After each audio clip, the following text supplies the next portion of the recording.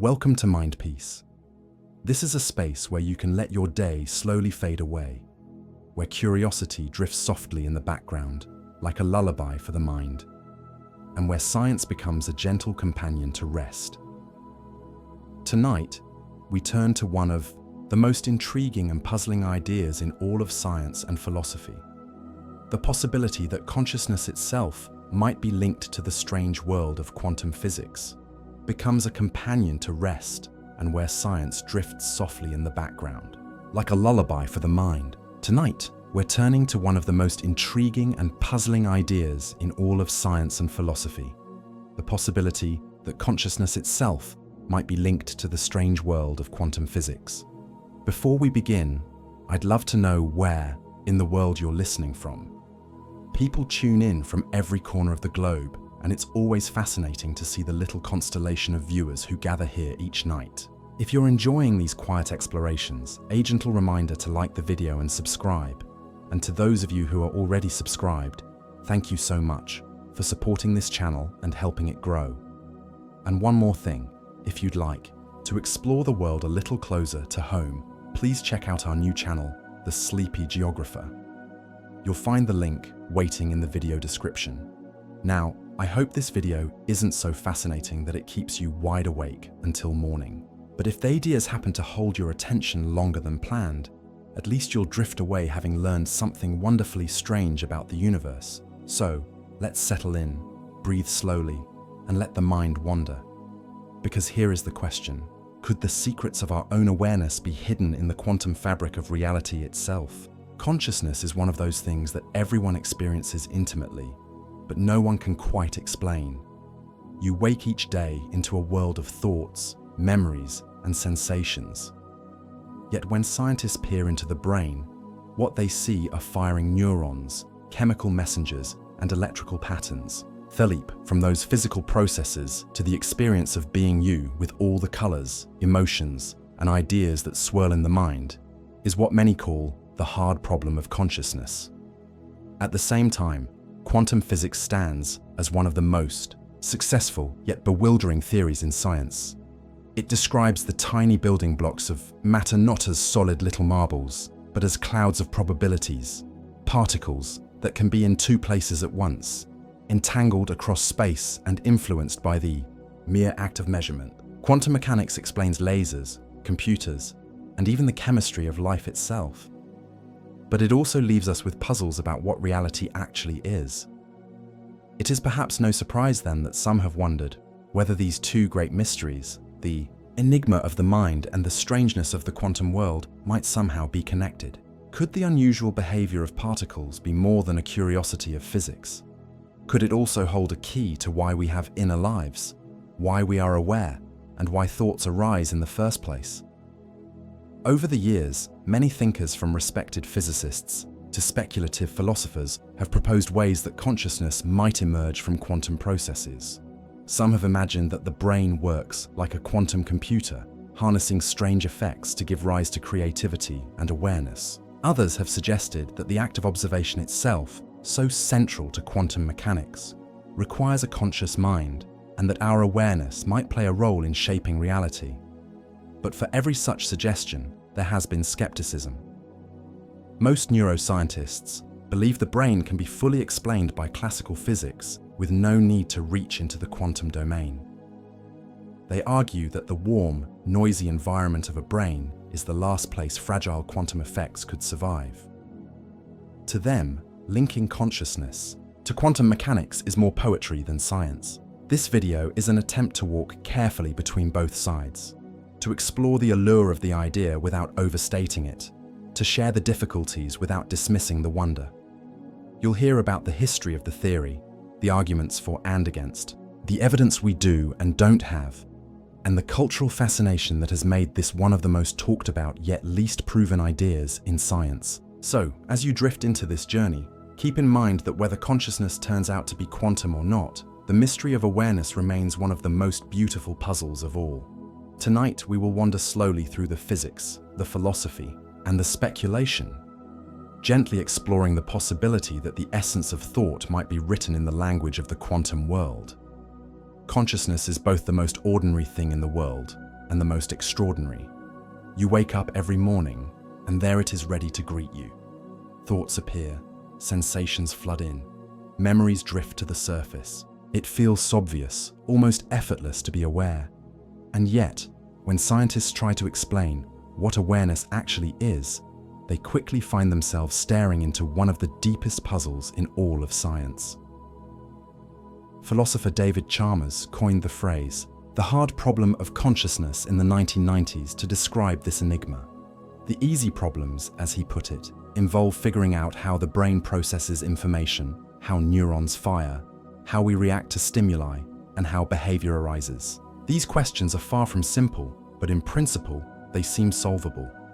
Neuroscientists can map electrical activity, watch networks light up, and trace the pathways of signals. But the hard problem is something altogether different. How do those physical processes translate into the inner world of experience? Why is it that when light waves strike your eyes and trigger electrical signals, you don't just behave like a machine responding to input? You also see the brilliant red of a sunset or feel the sting of a paper cut. This distinction is at the heart of the puzzle. On one hand, the brain is a physical organ. It is made of neurons, which communicate with each other using electrical impulses and chemical messengers called neurotransmitters. We can record these signals, model them, and even predict how a person might move or react. But on the other hand, there's the subjective side, the taste of your favorite food, the feeling of warmth on your skin, the way a song can make you nostalgic. That inner first-person perspective is what philosophers call qualia, the raw building blocks of experience. And here's where the mystery sharpens. If you were to open a brain and examine it with the most advanced tools imaginable, you would find neurons and molecules, but you would not see the color blue or the sound of laughter or the ache of longing. These things exist in the realm of subjective experience, not in the wiring diagram of the nervous system. In other words, brain activity can be measured, but the lived feeling of being conscious remains invisible to anyone but you. It is a bit like peering into a computer and seeing billions of transistors flipping on and off. You can analyze the circuitry, measure the voltages, and trace the flow of information, but that doesn't tell you what it is like to play a video game, to feel suspense in a story, or to be moved by a piece of music. There is a gap between the hardware and the experience that runs on it. Consciousness lives in that gap, and bridging it is what makes the hard problem so hard. To make the point clearer, imagine you are craving a square of chocolate. Neuroscience can tell us that certain brain regions related to reward and pleasure light up. Hormones like dopamine are released, and neural circuits reinforce the desire. But ask yourself, where exactly in the folds of grey matter is the craving itself stored? Is it tucked away like a chocolate bar in the back of a cupboard? It seems absurd because the craving isn't a physical object you can point to. It is a subjective feeling that arises from brain activity but isn't identical to it. Humor aside, this gaffer's led many to wonder whether consciousness requires more than just the mechanics of neurons. Some argue that if we keep studying the brain closely enough, we will eventually close the gap.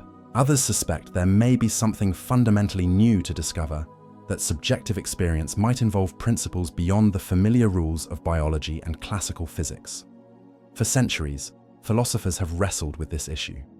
René Descartes in the 17th century famously declared, "I think, therefore I am." He argued that the mind and body were two distinct substances, one physical, one immaterial. Modern neuroscience, however, has largely abandoned dualism in favor of physical explanations. After all, we can see direct links between brain states and mental states. A change in brain chemistry can alter mood, a stroke can affect speech, and a dose of caffeine can make thoughts race. The evidence strongly suggests that consciousness depends on the physical brain. Yet even with these insights, the feeling of being aware still resists easy explanation. Why does electrical activity feel like something from the inside? Why isn't it just silent machinery whirring away? Some liken it to the difference between a map and the territory. The map can describe the lay of the land, but it will never capture the actual experience of walking through a forest, hearing leaves crunch underfoot, or smelling the damp earth after rain. This is why the hard problem is not simply a scientific puzzle, but also a philosophical one. It forces us to ask whether our current scientific methods are enough to capture the inner side of experience, or whether something new is required.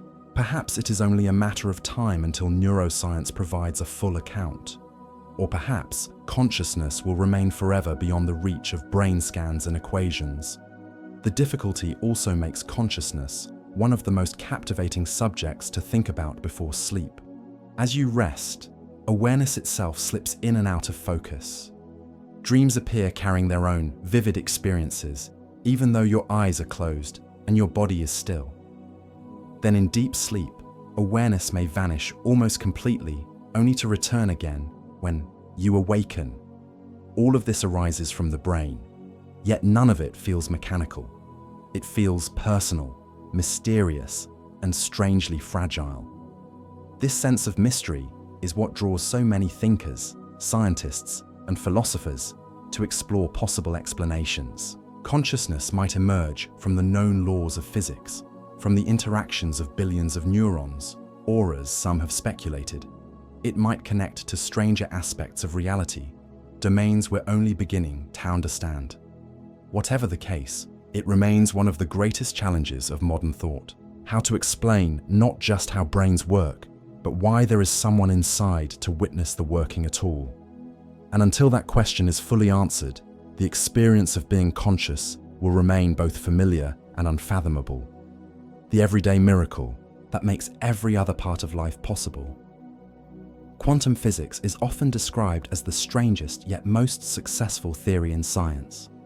It is the framework that allows us to understand the tiniest building blocks of the universe: atoms, electrons, photons, and the interactions that make up everything around us. Despite its bizarre rules, it has been tested to extraordinary precision. Without it, there would be no computers, no lasers, no smartphones, and no MRI machines. Yet, for all its practical triumphs, quantum physics still feels more like a dream than a description of reality. One of the first peculiarities is superposition. In everyday life, objects are in one place at a time. A chair is either here or there, never both. But at the quantum scale, particles do not seem to follow such strict rules. An electron, for example, can exist in a superposition of states. In a way, it's both here and there until it is measured. A famous thought experiment often used to illustrate this is Schrödinger's cat, imagined by the Austrian physicist Erwin Schrödinger in the 1930s. In his scenario, a cat inside a sealed box could be linked to a quantum event such as the decay of a radioactive atom. Because the atom is in a superposition of decayed and not decayed, the cat is imagined as being both alive and dead until the box is opened. While no one believes cats actually behave this way, the story captures just how odd superposition is. Next comes entanglement, a phenomenon Albert Einstein once dismissed as spooky action at a distance. When two particles interact in a certain way, they can become entangled, meaning their states are linked. Change the state of one particle and the other responds instantly, no matter how far apart they are. It is as though they share a secret code across the universe. Einstein doubted this could be real, but countless experiments have confirmed entanglement again and again. In fact, this phenomenon is now the basis for new technologies such as quantum cryptography and the early stages of quantum computing. Then, there is uncertainty captured in Vera Heisenberg's uncertainty principle. This principle does not mean scientists are sloppy with their measurements. Instead, it is built into the fabric of reality itself. For certain pairs of properties, such as a particle's position and momentum, there is a fundamental limit to how precisely they can be known at the same time. The more carefully you pin down where a particle is, the less you can know about how fast it is moving and vice versa. This is not a problem with equipment, but a natural feature of the quantum world. These three features, superposition, entanglement, and uncertainty, make quantum mechanics feel very different from the comforting laws of classical physics. In classical physics, if you know where something is and how fast it's moving, you can calculate its future with precision. Planets orbit predictably, pendulums swing steadily, and billiard balls collide exactly as expected. In quantum mechanics, certainty is replaced with probability. Instead of exact predictions, you get likelihoods and wave functions.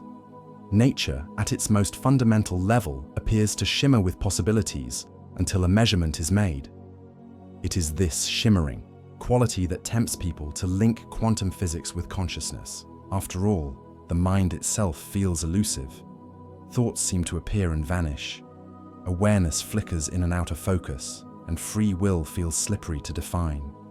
If particles can be both here and there, might thoughts also inhabit more than one state before settling? If entanglement can connect particles across vast distances, could minds be connected in ways we do not yet understand? And if uncertainty limits knowledge, might that explain why consciousness feels so resistant to measurement? Such comparisons are not scientific evidence, but they reveal why the human imagination so easily weaves quantum ideas into the story of the mind. Superposition, for instance, resonates with the feeling of holding multiple possibilities in thought, like weighing two decisions before choosing one. Entanglement feels similar to the strange synchrony humans sometimes describe between close friends or loved ones. And uncertainty, with its refusalto, give us exact answers, feels familiar to anyone who has ever wrestled with the ambiguity of feelings or the unpredictability of memory. Of course, scientists must be careful. The parallels can be poetic, but poetry is not proof.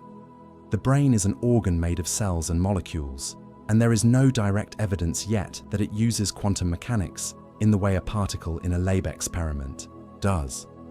But it is easy to see why the connection is luring. Both consciousness and quantum physics share a reputation for being mysterious, puzzling, and strangely resistant to a complete explanation. Both invite metaphors, and both inspire debates that blend science, philosophy, and even a touch of wonder. Quantum physics, explained slowly and gently, is not really mystical. It is a rigorous mathematical framework that makes astonishingly accurate predictions. Yet, when you pause and reflect on its principles, it is hard not to feel a sense of strangeness. A particle can exist in overlapping possibilities. Two particles can behave as one across unimaginable distances. And there are limits, built into the very act of knowing. These are not everyday experiences, yet they are woven into the reality that underlies everything you see, feel, and think. Perhaps this is why for some quantum physics feels like the perfect partner to the puzzle of consciousness. If there is anywhere left in science where something profoundly new might be waiting to be discovered, it is here in the intersection of the mind and the quantum world. And whether that link turns out to be real or not, simply entertaining the idea can be enough to spark wonder, curiosity, and a gentle reminder that reality is stranger and more beautiful than it first appears. In the early decades of the 20th century, as quantum mechanics was being developed, physicists were stunned by what their equations seemed to imply. Tiny particles which should have behaved like miniature billiard balls instead acted like waves of possibility. When measured, these waves seemed to collapse into definite outcomes. The mystery was simple to state, but difficult to explain. Why did measurement make such a difference? What counted as a measurement, and more provocatively, did the conscious observer play a fundamental role in shaping reality? This puzzle became known as the measurement problem, and it gave rise to some of the earliest speculations, linking consciousness with quantum physics. The Hungarian-American physicist John von Neumann, one of the great mathematical minds of the 20th century, was among the first to articulate the idea. In his 1932 book, Mathematical Foundations of Quantum Mechanics, von Neumann carefully worked through the logic of quantum theory. He pointed out that according to the equations, the collapse of the wave function, that moment when a fuzzy cloud of probabilities becomes a single concrete outcome, was not accounted for by the mathematics itself. Instead, it had to be assumed as a separate step. Von Neumann argued that any physical measuring device is itself made of atoms, and therefore also follows the laws of quantum mechanics. If you try to describe the act of measurement by including the measuring device in your equations, you end up pushing the problem one step further back. What then causes the collapse? His solution was bold. He suggested that the chain of measurement continues until it reaches something outside of physics, namely consciousness. In this view, the observer's mind plays a unique role in bringing about definite outcomes. Not long after, the physicist and mathematician Eugene Wigner carried this idea further. Wigner, who made key contributions to the understanding of symmetries in quantum physics, became a vocal proponent of the link between consciousness and wave-function collapse. He proposed a thought experiment sometimes called Wigner's friend. In this scenario, Wigner imagines that his friend performs a quantum measurement inside a closed laboratory, while Wigner himself waits outside. From the friend's perspective, the measurement yields a definite result. But from Wigner's perspective, before he looks inside, the entire laboratory, including his friend, should be described as a superposition of possibilities. Only whenever opens the door and becomes aware of the outcome does the superposition collapse into a single reality. The implication was unsettling. If this reasoning were taken seriously, consciousness itself seemed to play a central role in determining reality. Until someone became aware of an outcome, the universe might remain suspended in a haze of possibilities. This was a dramatic departure from classical physics, where the world was assumed to exist in a definite state, whether or not anyone was looking. For Mani, this was less a scientific conclusion and more a philosophical temptation. It echoed ancient ideas about the mind shaping reality dressed in the new clothing of quantum mechanics. Wigner himself later stepped back from the stronger claims, admitting that his ideas about consciousness were speculative and perhaps more philosophy than physics. But by then the seed had been planted.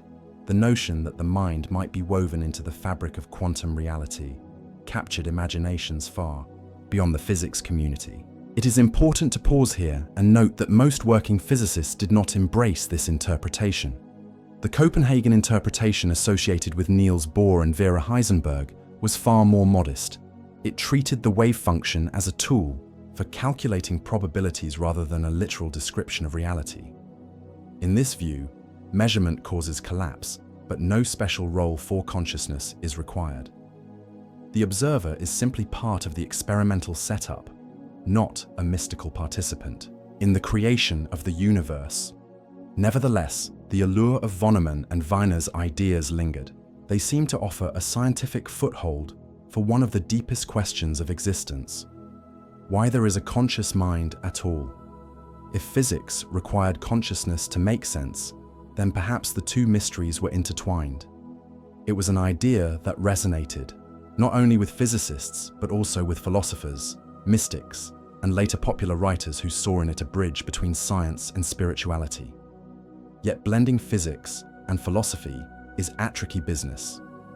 Equations are precise, while words can be slippery. When Wigner spoke of consciousness collapsing the wave function, was he making a testable claim, or was he using consciousness as a placeholder for something still poorly understood? Critics warned that treating the mind as a kind of magic wand that resolves quantum puzzles risked abandoning the rigor of science. If every unsolved question was answered with consciousness did it, the field would quickly lose its explanatory power. Despite these criticisms, the speculation endured because it touched on something profound. Quantum mechanics had already dismantled our comfortable picture of a predictable clockwork universe. If particles could exist in superpositions and influence each other across vast distances, then why not entertain the possibility that the mind too was part of this strange story? At the very least, the discussions of Vonneman and Wigner opened a philosophical door. Consciousness was no longer something easily dismissed as separate from physics. Even today, Wigner's friend remains a thought-provoking puzzle. Variations of the scenario continue to be debated in modern research, particularly in experiments that test the foundations of quantum mechanics. Although most physicists interpret the situation without invoking consciousness, the thought experiment underscores just how slippery the boundary between observer and system can be in the quantum world. Looking back, these early speculations remind us that the history of science is not always a straight march toward clarity. It is filled with detours, bold guesses and ideas that hover between insight and imagination. Von Neumann and Wiener may not have solved the measurement problem, but they crystallized a question that still haunts physics. What does it really mean to observe the world? And perhaps just as important, who or what is the true observer? Whether one views their ideas as profound insights or philosophical overreach, they played a crucial role in shaping the conversation. They kept alive the possibility that consciousness might be more than a passive witness to the universe. That it could in some mysterious way be an active participant. And even if the physics community largely set aside these speculations, the cultural and intellectual fascination with them has never quite faded. In the late 20th century, the idea of linking consciousness to quantum mechanics found new champions in an unlikely pair. A world-renowned mathematical physicist and a practicing anesthesiologist, Roger Penrose and Stuart Hameroff, came from very different backgrounds. Yet together, they developed one of the most elaborate and controversial theories of quantum consciousness, orchestrated objective reduction, often shortened to ORC. Roger Penrose was already a legend in mathematical physics. He made groundbreaking contributions to general relativity, black holes, and the geometry of space and time. His work with Stephen Hawking helped show that singularities, points of infinite density, were not just mathematical curiosities, but real features of the universe. Penrose was known for his fearless willingness to tackle deep foundational questions. For him, consciousness was one of the greatest mysteries of all, and he doubted that conventional neuroscience could ever fully explain it. Stuart Hameroff, on the other hand, approached the problem from the world of medicine. As an anesthesiologist, he had spent his career studying how chemicals could turn consciousness off and on, sometimes in a matter of seconds. He became fascinated with the fine structures inside neurons called microtubules. These tiny cylindrical scaffolds help maintain the shape of cells and play important roles in cell division and transport. Hameroff wondered whether they might also be doing something far more exotic inside the neurons of the brain. When Penrose and Ham connected in the early 1990s, their ideas fused into the ORCO model. The basic claim of the theory is that microtubules inside brain cells are capable of supporting delicate quantum processes, and that these processes give rise to conscious experience. Penrose brought the physics proposing a new kind of quantum collapse he called objective reduction. HR brought the biology suggesting microtubules as the structures that could orchestrate these collapses inside neurons. Objective reduction was Penrose's answer to the measurement problem. Instead of saying collapse happens when an observer looks, or that it never really happens at all, Penrose proposed that gravity itself sets a limit on superposition. When a quantum system involves significantly different distributions of matter and energy, the fabric of space, time becomes unstable, and the superposition resolves into one outcome. In other words, the universe chooses a reality based on a fundamental threshold independent of any human observer. Hameroff suggested that microtubules and neurons were perfectly placed to take advantage of this process. He argued that their regular, lattice-like structures could protect quantum states from environmental noise long enough for OR events to occur. These orchestrated reductions, he claimed, would then provide the raw moments of awareness that combine to form the continuous stream of consciousness. The theory was bold, imaginative, and for many, irresistible. It offered a way to connect the deepest mysteries of the mind with the strange rules of quantum physics. It also seemed to explain why anesthesia works. Perhaps it disrupts quantum processes in microtubules, shutting down consciousness directly at its source. To those intrigued by the possibility that consciousness might be something more than computation, ORCO was a tantalizing glimpse of a hidden layer of reality. But for all its appeal, ORC has faced fierce skepticism. Most neuroscientists point out that the brain is a warm, wet, and noisy environment. Quantum states, especially delicate ones involving superposition, are notoriously fragile. In laboratories, quantum experiments usually require extreme isolation and temperatures close to absolute zero to protect them from decoherence. The rapid loss of quantum coherence when interacting with the environment, expecting such fragile states to persist in the heat and bustle of a biological brain, strikes many as unrealistic. Others note that microtubules, though fascinating structures, are primarily understood as components of the cytoskeleton responsible for transport and support within cells. While they are complex and capable of dynamic behavior, there is little direct evidence that they play any role in processing information at the level needed for consciousness. The leap from cell biology to orchestrated quantum events is vast. Critics also point out that ORC has not generated clear testable predictions that would distinguish it from other theories of consciousness. Science thrives on falsifiability, the ability to design an experiment that could prove a theory wrong. Without specific testable claims, a theory risks drifting into the realm of speculation rather than science. For many in neuroscience, ORC feels too vague, too ambitious, and too ungrounded in evidence to be convincing. Even so, Hameroff and Penrose have defended their theory with persistence. They argue that some evidence points toward the plausibility of quantum effects in biology. For instance, in photosynthesis, plants appear to use quantum coherence to transfer energy with remarkable efficiency.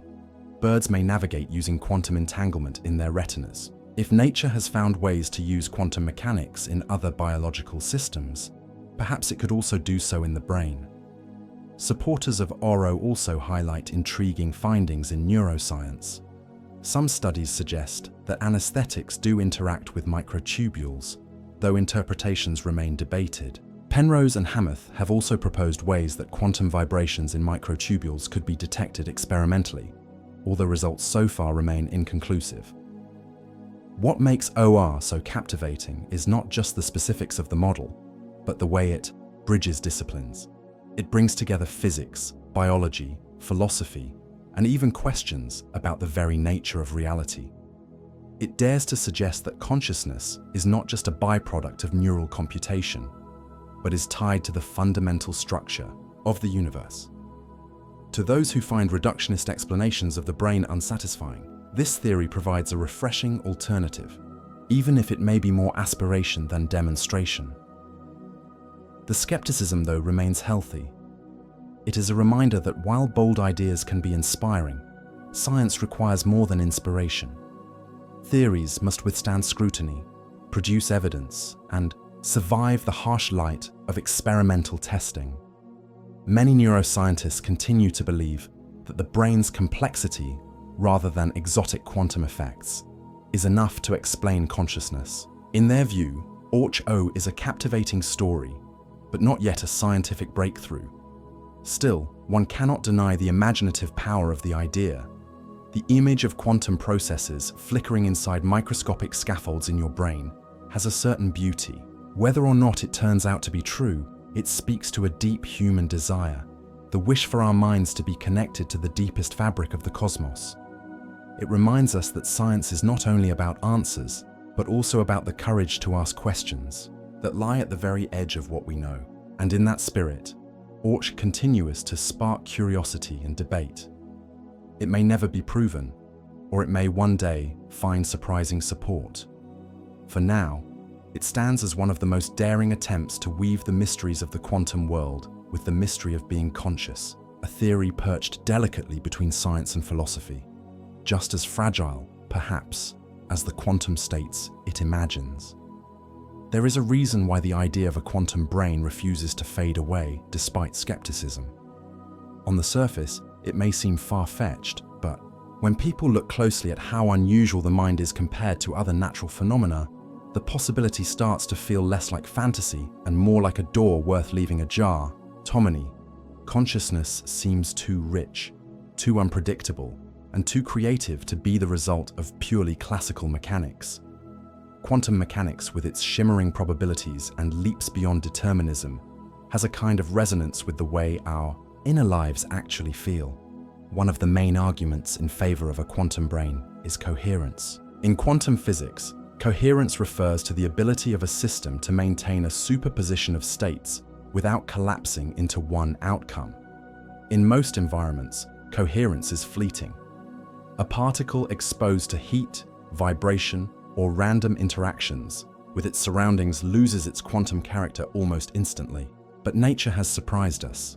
In recent decades, researchers have discovered that certain biological systems can preserve coherence far longer than expected. Photosynthesis is a striking example. When light strikes the pigments inside plant cells, the energy must travel efficiently to reaction centers where it can be converted into chemical fuel. Experiments suggest that this transfer does not occur in a simple step-by-step fashion. Instead, the energy appears to explore multiple paths simultaneously, through quantum coherence, finding the most efficient route. The fact that plants quietly performing their daily work under the sun might be using quantum tricks has convinced some scientists to look more seriously at other parts of biology. If leaves can do it, why not neurons? Microtubules and other complex structures in the brain could in theory shelter quantum processes. While no one has shown definitively that this happens, the discovery of quantum effects in unexpected places has softened the old certainty that brains were too warm and noisy to allow such phenomena. The brain, after all, is an extraordinarily complex organ, consuming vast amounts of energy and coordinating trillions of connections. It is at least plausible that it has found ways to harness subtle effects we do not yet fully understand. Another reason quantum ideas appeal in the study of the brain is complexity itself. Classical physics is built on predictability. If you know the position and momentum of a ball, you can calculate where it will land. But minds do not behave like billiard balls. Human thought is messy, non-linear, and full of leaps that defy simple prediction. You may start thinking about dinner, get reminded of a childhood memory, and then suddenly find yourself wondering about the meaning of life, all in the space of a few seconds. The path is not linear, and the outcomes are difficult to anticipate. This unpredictability, some argue, feels more at home in a quantum framework than in a classical one. Quantum mechanics is built around probabilities, not certainties. A particle's path is not determined until it is measured, and even then, outcomes are inherently uncertain. That same quality of indeterminacy resonates with the feeling of free will. If our brains were nothing but classical machines chugging along according to predetermined laws, then perhaps every choice we make would already be set in stone by the initial conditions of the universe. But if quantum processes play a role, then there is room for genuine novelty, for decisions that are not strictly determined, but influenced by probabilities. This connection to free will is deeply attractive. People often resist the idea that consciousness is just an elaborate illusion generated by deterministic neurons. To imagine that each thought, each act of creativity, or each spark of inspiration might involve a dance of quantum possibilities adds a layer of wonder. It makes creativity feel not just like clever computation, but like something rooted in the fundamental uncertainty of the universe itself. The idea that when you write a poem, paint a picture, or have a sudden insight, you are riding the probabilities of quantum states. Well, that has a poetic ring to it, and it is easy to see why it captures imaginations. Supporters of the quantum brain hypothesis also point to the sheer scale of information processing in the human mind. A typical brain contains around 86 billion neurons, each connecting to thousands of others. The number of possible connections is staggeringly large, rivaling the number of stars in the galaxy. With so much complexity, it is tempting to think that ordinary physics might not be enough to capture the full picture. Quantum mechanics, with its ability to handle superpositions of possibilities, might be the only framework capable of explaining the richness of thought. There is also themata of creativity and insight, which often arrive in ways that feel less than mechanical. Many people describe moments of inspiration as sudden, almost magical, as though ideas leap from nowhere. Quantum processes, with their ability to sample multiple possibilities simultaneously, seem like an appealing metaphor for this. Instead of plotting through ideas one at a time, perhaps the brain at some hidden level explores many possibilities at once, collapsing into a fresh insight when conditions are right. Of course, none of these arguments amount to proof. They are suggestive parallels, more philosophical than empirical, but they highlight why the idea continues to surface in serious discussions, despite the lack of direct evidence. Quantum mechanics provides a language that matches the strangeness of consciousness a language where unpredictability and possibility are not flaws, but fundamental features. And perhaps there is a deeper reason why people are drawn to the thought of a quantum brain. It makes our inner lives feel directly connected to the fabric of reality. If consciousness was simply a matter of classical computation, it might seem like a machine's output, impressive, but ultimately mundane. If instead, it arises from the same principles that govern the birth of stars and the behavior of particles, then it feels elevated, almost cosmically significant. The brain becomes not just a lump of biological tissue, but a stage where the deepest rules of the universe play out in the form of awareness. Even if the idea turns out not to be true, it has value as a way of expanding imagination. Science progresses not only through strict data, but also through bold hypotheses that inspire investigation. The belief that the brain might use quantum tricks encourages researchers to look more closely at biology, to search for hidden processes, and to test the boundaries of what we think is possible. And even if the experiments never confirm it, the act of asking the question enriches our understanding of both physics and the mind. In the end, the arguments for a quantum brain rest on coherence, complexity, unpredictability, and the irresistible pull of free will and creativity. They may not prove the case, but they make it clear why the idea has such enduring charm. It suggests that within the quiet folds of the brain, the same strangeness that governs the cosmos might also flicker. That each thought is not only a product of biology, but perhaps a whisper of quantum possibility. For all the intrigue that comes with linking consciousness to quantum mechanics, there is an equally strong case against it. Many neuroscientists and physicists argue that the brain, remarkable as it is, does not need any quantum trickery to explain its workings. They suggest that the mystery of consciousness, while deep, can eventually be solved within the framework of classical biology and physics. And when one looks closely at the conditions required for quantum phenomena to thrive, the brain seems like one of the least likely places for them to occur. The first obstacle is decoherence. In physics, decoherence describes the process by which quantum states lose their fragile superpositions when they interact with the environment. To maintain quantum coherence, particles usually need to be isolated from outside disturbances, kept shielded from vibrations, noise, and especially heat. In laboratories, researchers often cool quantum systems down to near absolute zero in order to study them. Even then, coherence is difficult to preserve for more than a fraction of a second. Brains, by contrast, are anything but isolated. They are warm, wet, and noisy. Neurons fire continuously, ions flow across membranes, and chemical messengers drift through a soup of activity. Temperatures hover around body heat, fluids circulate, and the entire system pulses with energy and motion. To put it bluntly, the brain is the opposite of the quiet, controlled laboratory conditions needed for delicate quantum states. Expecting coherence to survive in this environment, some argue, is like expecting a soap bubble to remain intact in a thunderstorm. Another important point is scale. Quantum effects are easiest to observe in very small systems like single particles or a handful of atoms. Brains, however, are macroscopic organs made up of billions of neurons and trillions of synapses.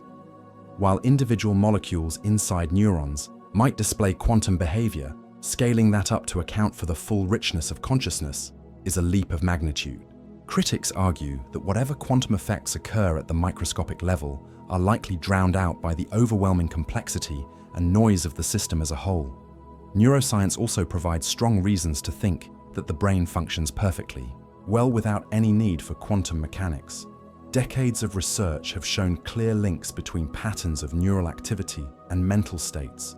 For example, specific brain regions are associated with vision, language, memory, and emotion. Injuries or strokes in those regions reliably disrupt those abilities. Drugs and chemicals alter mood and perception in predictable ways by changing neurotransmitter activity. Electroencephalograms can record brain waves that correlate with sleep, wakefulness, and attention. In all these cases, the brain's functions are explained by networks of neurons and the exchange of electrical and chemical signals. None of this requires invoking quantum processes. From this perspective, consciousness may be emergent rather than exotic. Emergence refers to the way complex systems can produce new properties that are not obvious from the individual parts. For example, a single water molecule is not wet, but a large collection of them produces the property of wetness. Similarly, individual neurons are not conscious, but their collective interactions give rise to awareness. In this view, the mystery of consciousness lies not in hidden quantum physics, but in the staggering complexity of neural networks. The challenge is to understand how the firing patterns of billions of neurons together create the unified experience of a mind. Critics of the quantum brain hypothesis also note that it risks being unfalsifiable. A good scientific theory should make predictions that can be tested. If the predictions fail, the theory should be abandoned or revised. With the quantum brain idea, however, predictions are often vague or difficult to test experimentally. Without clear evidence, the theory risks drifting into speculation. Neuroscientists emphasize that while it's important to remain open to new ideas, one must also demand rigorous evidence before rewriting the foundations of biology. Another concern is that quantum explanations sometimes serve as placeholders for ignorance. The mind is undeniably mysterious, and it is tempting to reach for exotic physics to fill the gap. But history shows that mysteries often yield to more ordinary explanations as knowledge advances. Lightning was once thought to be divine anger, but it turned out to be electricity. Disease was attributed to curses until germs were discovered.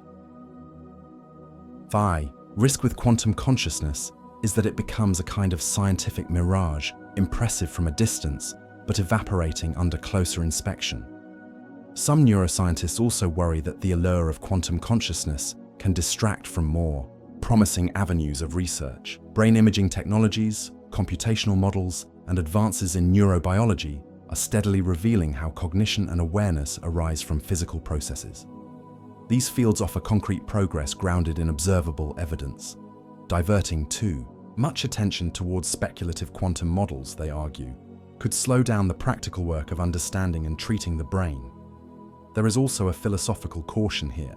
Linking consciousness to quantum mechanics might be seen as shifting the mystery from one domain to another without really solving it. Quantum physics itself is puzzling and incomplete. So saying that consciousness comes from quantum effects may simply be exchanging one enigma for another. Instead of explaining why subjective experience exists, the claim risks restating the question in more exotic terms. Still, it is important to note that skeptics are not dismissing the wonder of consciousness. They simply believe that the existing tools of neuroscience, combined with classical physics, will eventually be enough.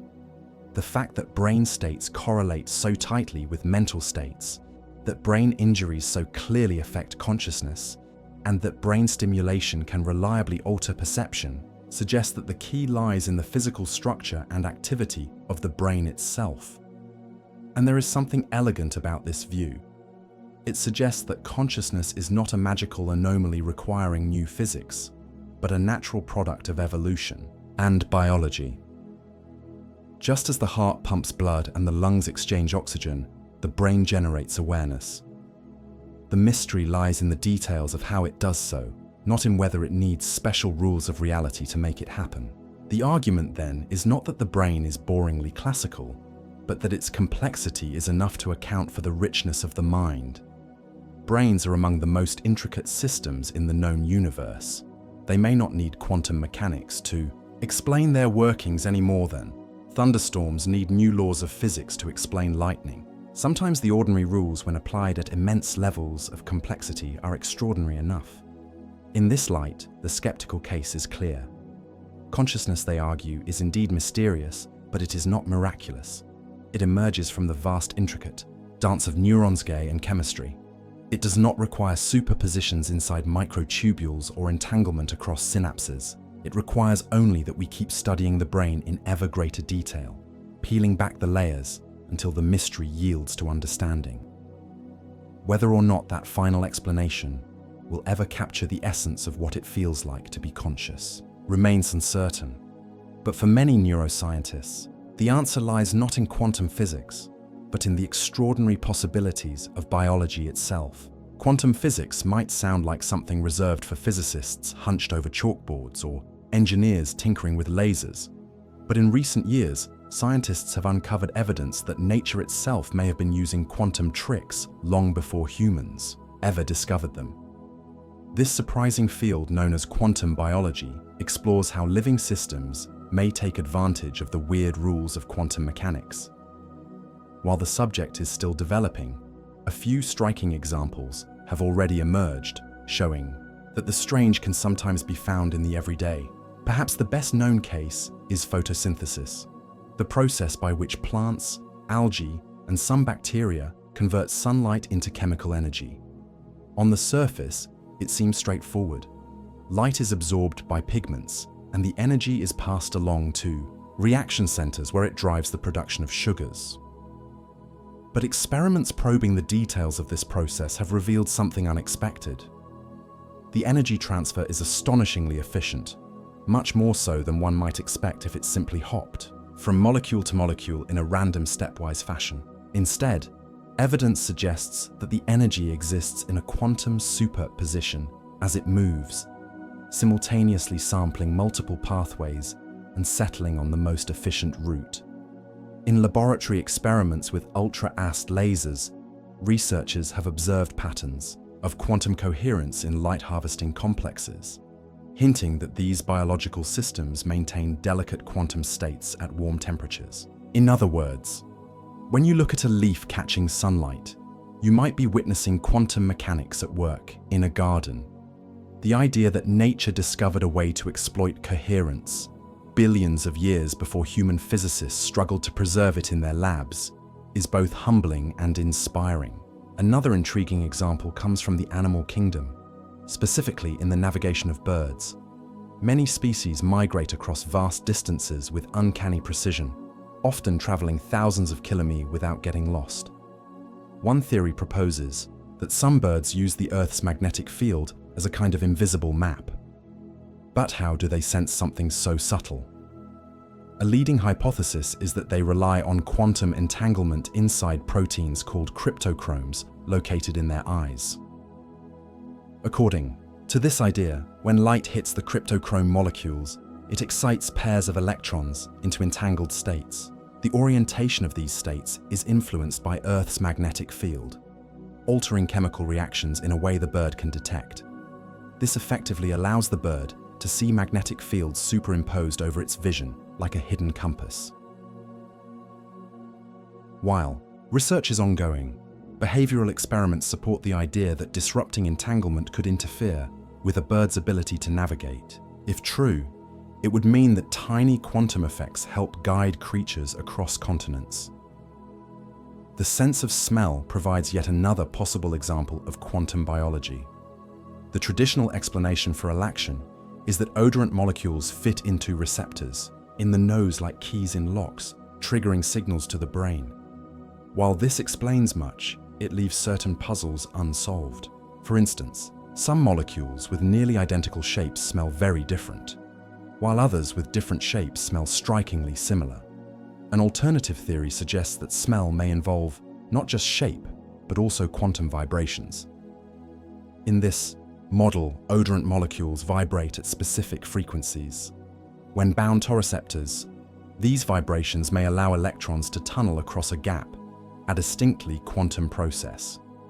This tunneling could be what triggers the neural signal, providing a mechanism that explains the quirks of smell more neatly than the shape-only model. While this theory is debated, it highlights how even the act of sniffing a flower might involve phenomena that reach into the quantum world. These examples do not mean that biology is generally quantum in the way some enthusiasts imagine. The conditions that allow coherence or entanglement to persist in living systems are rare and specialized. Photosynthesis, for instance, may use specific molecular structures designed by evolution to shield quantum states just long enough to be useful. Birds may rely on highly specialized proteins fine-tuned for navigation. Smell, if the quantum theory holds true, would be another case of evolution seizing upon subtle physics for a practical purpose. What these cases do show is that quantum mechanics is not confined to laboratories and particle accelerators. Life has always been an opportunistic, experimental taking advantage of whatever laws the universe provides. If quantum rules can improve efficiency or provide a new sense, evolution may find a way to exploit them. This realization has softened some of the earlier skepticism about the role of quantum physics in living systems. The discovery of coherence, in photosynthesis for instance, once seemed impossible in warm, wet environments, and yet plants appear to manage it daily. It is not hard to see why these findings encourage speculation about the brain. If quantum mechanics can play a role in processes as varied as harvesting light, sensing magnetism, and distinguishing smells, then perhaps it could also play a role in the rich and mysterious phenomenon of consciousness. The brain is, after all, an organ of staggering complexity, consuming large amounts of energy and coordinating signals with exquisite precision. If any biological system were to shelter quantum effects in a useful way, the brain seems like a natural candidate. Still, it is important to remain cautious. The confirmed cases of quantum biology involve processes on the level of molecules and proteins, where the timescales and conditions are carefully balanced. Extending this to something as large and noisy as the brain is a leap that requires evidence we do not yet have. Consciousness is not just a chemical reaction or a transfer of energy, but a whole orchestra of processes unfolding across billions of neurons. Whether quantum mechanics is playing a hidden instrument in the orchestra remains an open question. And yet, the discoveries in quantum biology invite us to keep the door open. They remind us that nature is cleverer than our assumptions, that the universe sometimes hides its most delicate rules inside the ordinary. A leaf in the sun, a bird on the wing, a fragrance drifting through the air. Each of these might be a quiet stage where quantum mechanics performs, unseen but essential. If such strangeness can appear in these places, then perhaps it's not so far-fetched to wonder if it also plays some part in the grander mystery of the mind. Whether or not consciousness turns out to be quantum, the exploration itself enriches our understanding of life. It shows that biology is not just chemistry scaled up, but a tapestry woven from the deepest threads of physics. And in that tapestry, there may still be patterns we have yet to see, waiting patiently in the quiet interplay between the living and the quantum world. At the very heart of quantum mechanics lies a question that has fascinated, baffled, and occasionally frustrated generations of scientists. What exactly causes a quantum system to collapse into a definite outcome? In the quantum world, particles exist as wave functions, mathematical descriptions of probabilities. An electron is not in one exact place, but spread out in a haze of possibilities. A photon is not in one path, but in a superposition of many. Yet whenever we measure these particles, the possibilities vanish and we see one outcome. This sudden shift is called wave function collapse, and it raises an unsettling puzzle. Why does measurement make the universe decide? One answer proposed in the early days of quantum theory was that consciousness itself might be the trigger. If the act of observing a system forces it into a definite state, then perhaps the conscious observer plays a direct role in shaping reality. This idea became known as the observer problem, and it remains one of the most tantalizing intersections of physics and philosophy. It is easy to see why the notion has such appeal. Imagine a particle existing in two possible places at once. If the universe must choose only when you look at it, then your awareness seems to have cosmic influence. It suggests that consciousness is not just a passive spectator, but an active participant in the unfolding of reality. In this picture, every act of perception is also an act of creation. That is a profoundly empowering thought, and it resonates strongly with mystical traditions that have long claimed them. Ein shapes the world. This interpretation has been a favorite among poets, spiritual thinkers, and even some physicists who are willing to speculate beyond strict evidence. It carries a certain poetry. Reality remains unformed until illuminated by awareness, like a stage waiting for the spotlight of consciousness. Some have taken it further, suggesting that the collective minds of all observers might weave together the fabric of the cosmos, collapsing wave functions into the shared world we inhabit. But as evocative as this sounds, most physicists are cautious, if not outright dismissive of this view. The problem is that the equations of quantum mechanics make no special mention of consciousness. They describe particles, probabilities, and interactions. The word observer in the original formulations was never meant to imply a human mind. In fact, almost anything that interacts with a quantum system can count as an observation. A photon hitting a detector, an atom bumping into another atom, even the surrounding environment. All of these interactions can force a system to lose its superposition and behave classically. This process is better understood today through the theory of decoherence. When a quantum system interacts with its environment, information about its state leaks out, effectively destroying the delicate superposition. What looks like collapse may simply be the unavoidable result of entanglement with the surroundings. In this view, wave functions don't need a conscious observer to collapse. They collapse whenever they interact with anything else. Your awareness, while important to you, is not required by the physics. Still, the role of the observer continues to haunt discussions of quantum theory. Part of the difficulty is that quantum mechanics does not fully explain why one outcome occurs rather than another. It gives probabilities, not certainties. The mathematics tells us that a particle has, for example, a 50% chance of being here and a 50% chance of being there. But it does not tell us why. In this specific instance, it appeared here. Some interpretations dodge the question entirely, treating the wave function as just a tool for prediction, not a literal object that needs to collapse. Others invent new layers of reality, like the many worlds interpretation, which suggests that all outcomes happen, each in its own branching universe. Because the physics leaves room for interpretation, consciousness has repeatedly been smuggled back into thestory. After all, humans are the ones asking the questions, writing down the equations, and interpreting the results. It is tempting to think our minds must be part of the machinery. When we stare into the quantum haze, perhaps it is our awareness that pulls the probabilities into a single reality. Mystical traditions love this line of thought because it blurs the boundary between self and cosmos. If observing the world shapes it, then perhaps meditation, intention, or collective consciousness could influence reality at the deepest level. Books and popular science programs often run with this idea, sometimes far beyond what the actual physics supports. It makes for a compelling story. The universe is participatory, and you are one of its creators. The scientific community, however, is largely unconvinced. Physicists tend to prefer explanations that do not require special roles for human minds. After all, the universe got along just fine before humans arrived. Stars formed, planets spun, and atoms collided long before there was anyone to look at them. Suggesting that consciousness is required for reality risks sliding into psipism, the view that the world only exists when observed, which does not sit well with the mountains of evidence for a universe that evolved independently of us. This does not mean that the observer problem has been fully solved. The measurement problem remains one of the great unsolved puzzles of quantum theory. Even with decoherence, questions linger about why we experience definite outcomes instead of a blurred mix of possibilities.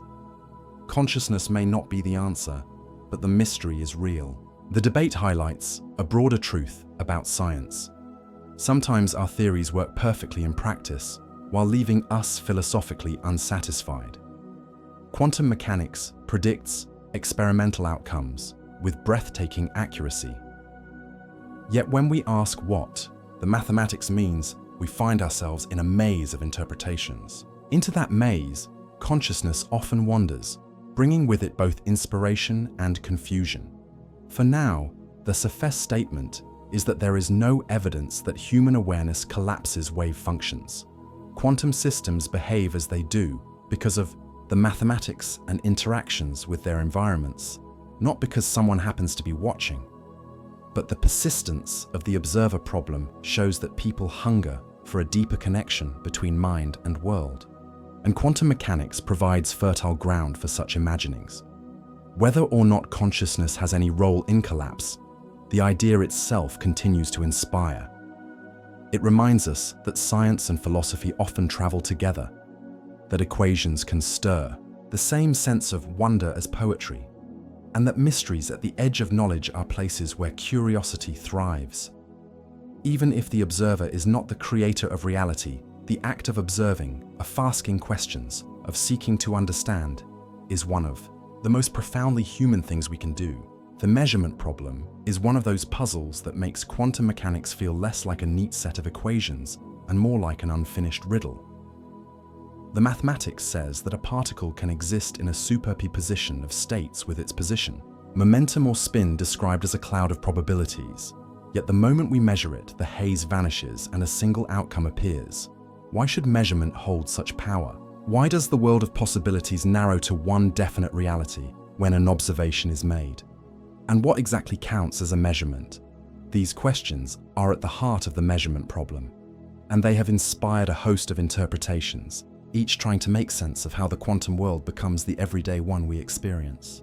The most famous and historically influential response is the Copenhagen interpretation, named after the city where Niels Bohr and Vera Heisenberg worked in the 1920s.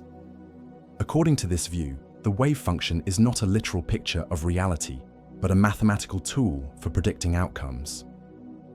The particle is not really in two places at once. Rather, the wave function encodes the probabilities of finding it here or there. Collapse occurs not because of some mystical process, but because measurement is the point where quantum possibilities give way to classical facts. In this interpretation, the observer plays a role, but not necessarily a conscious one. Any measuring device that interacts with the system counts as an observer. The Copenhagen view is pragmatic. It tells physicists how to calculate results and reminds them not to worry too much about what is really happening. Pragmatic, however, does not mean philosophically satisfying.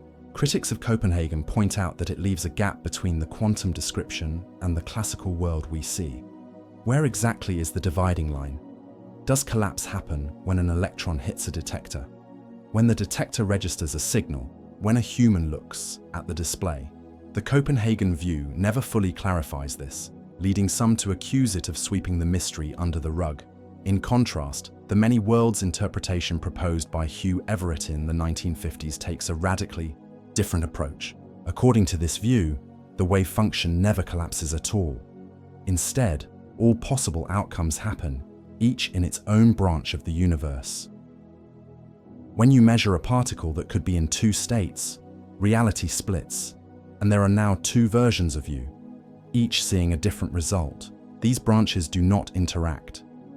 So from your perspective, it looks as though collapse occurred. But in truth, the universe simply grew larger, accommodating every possibility. The appeal of many worlds is that it removes the special role of measurement. The wave function evolves smoothly according to the equations of quantum mechanics with no abrupt collapse. The downside is that it multiplies reality into an almost unimaginable number of universes with new branches constantly being created. Some find this extravagant, while others argue it is simply the price of consistency.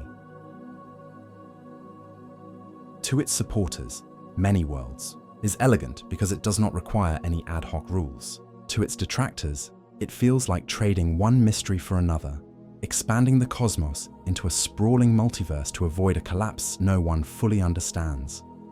Another alternative is the pilot wave theory, also known as de Broglie boom mechanics. In this interpretation, particles always have definite positions guided by an invisible wave. The wave evolves according to the Schrödinger equation. While the particle rides along like a surfer on the sea, measurement does not cause collapse because the particle was always in a specific place. The waves simply steered it there. This view restores determinism to quantum mechanics, giving particles definite properties at all times. Pilot wave theory has its own challenges. It requires a hidden layer of reality not directly observable and, It introduces non-local effects, meaning that changes in one place can instantly influence another. While the mathematics works, the theory has not gained as much acceptance as Copenhagen or many worlds, partly because it feels like adding extra machinery to a system that already functions.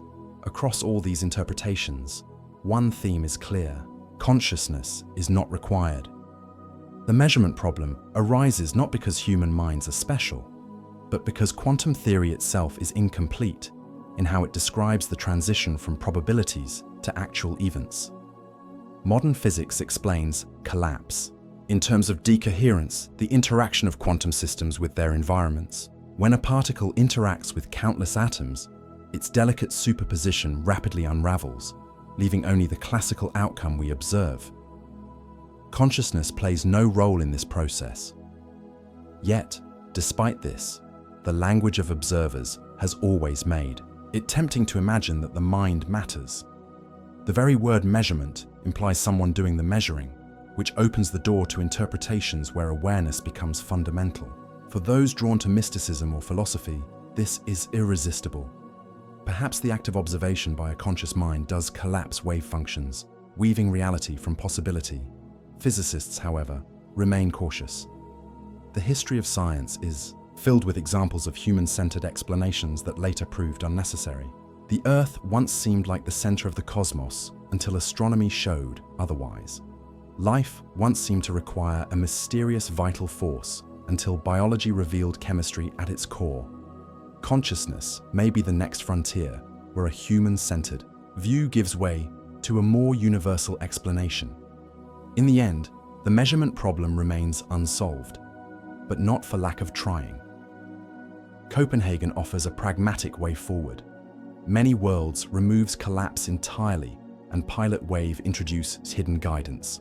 None has been universally accepted, which means the question of how the quantum world becomes the classical one is still open.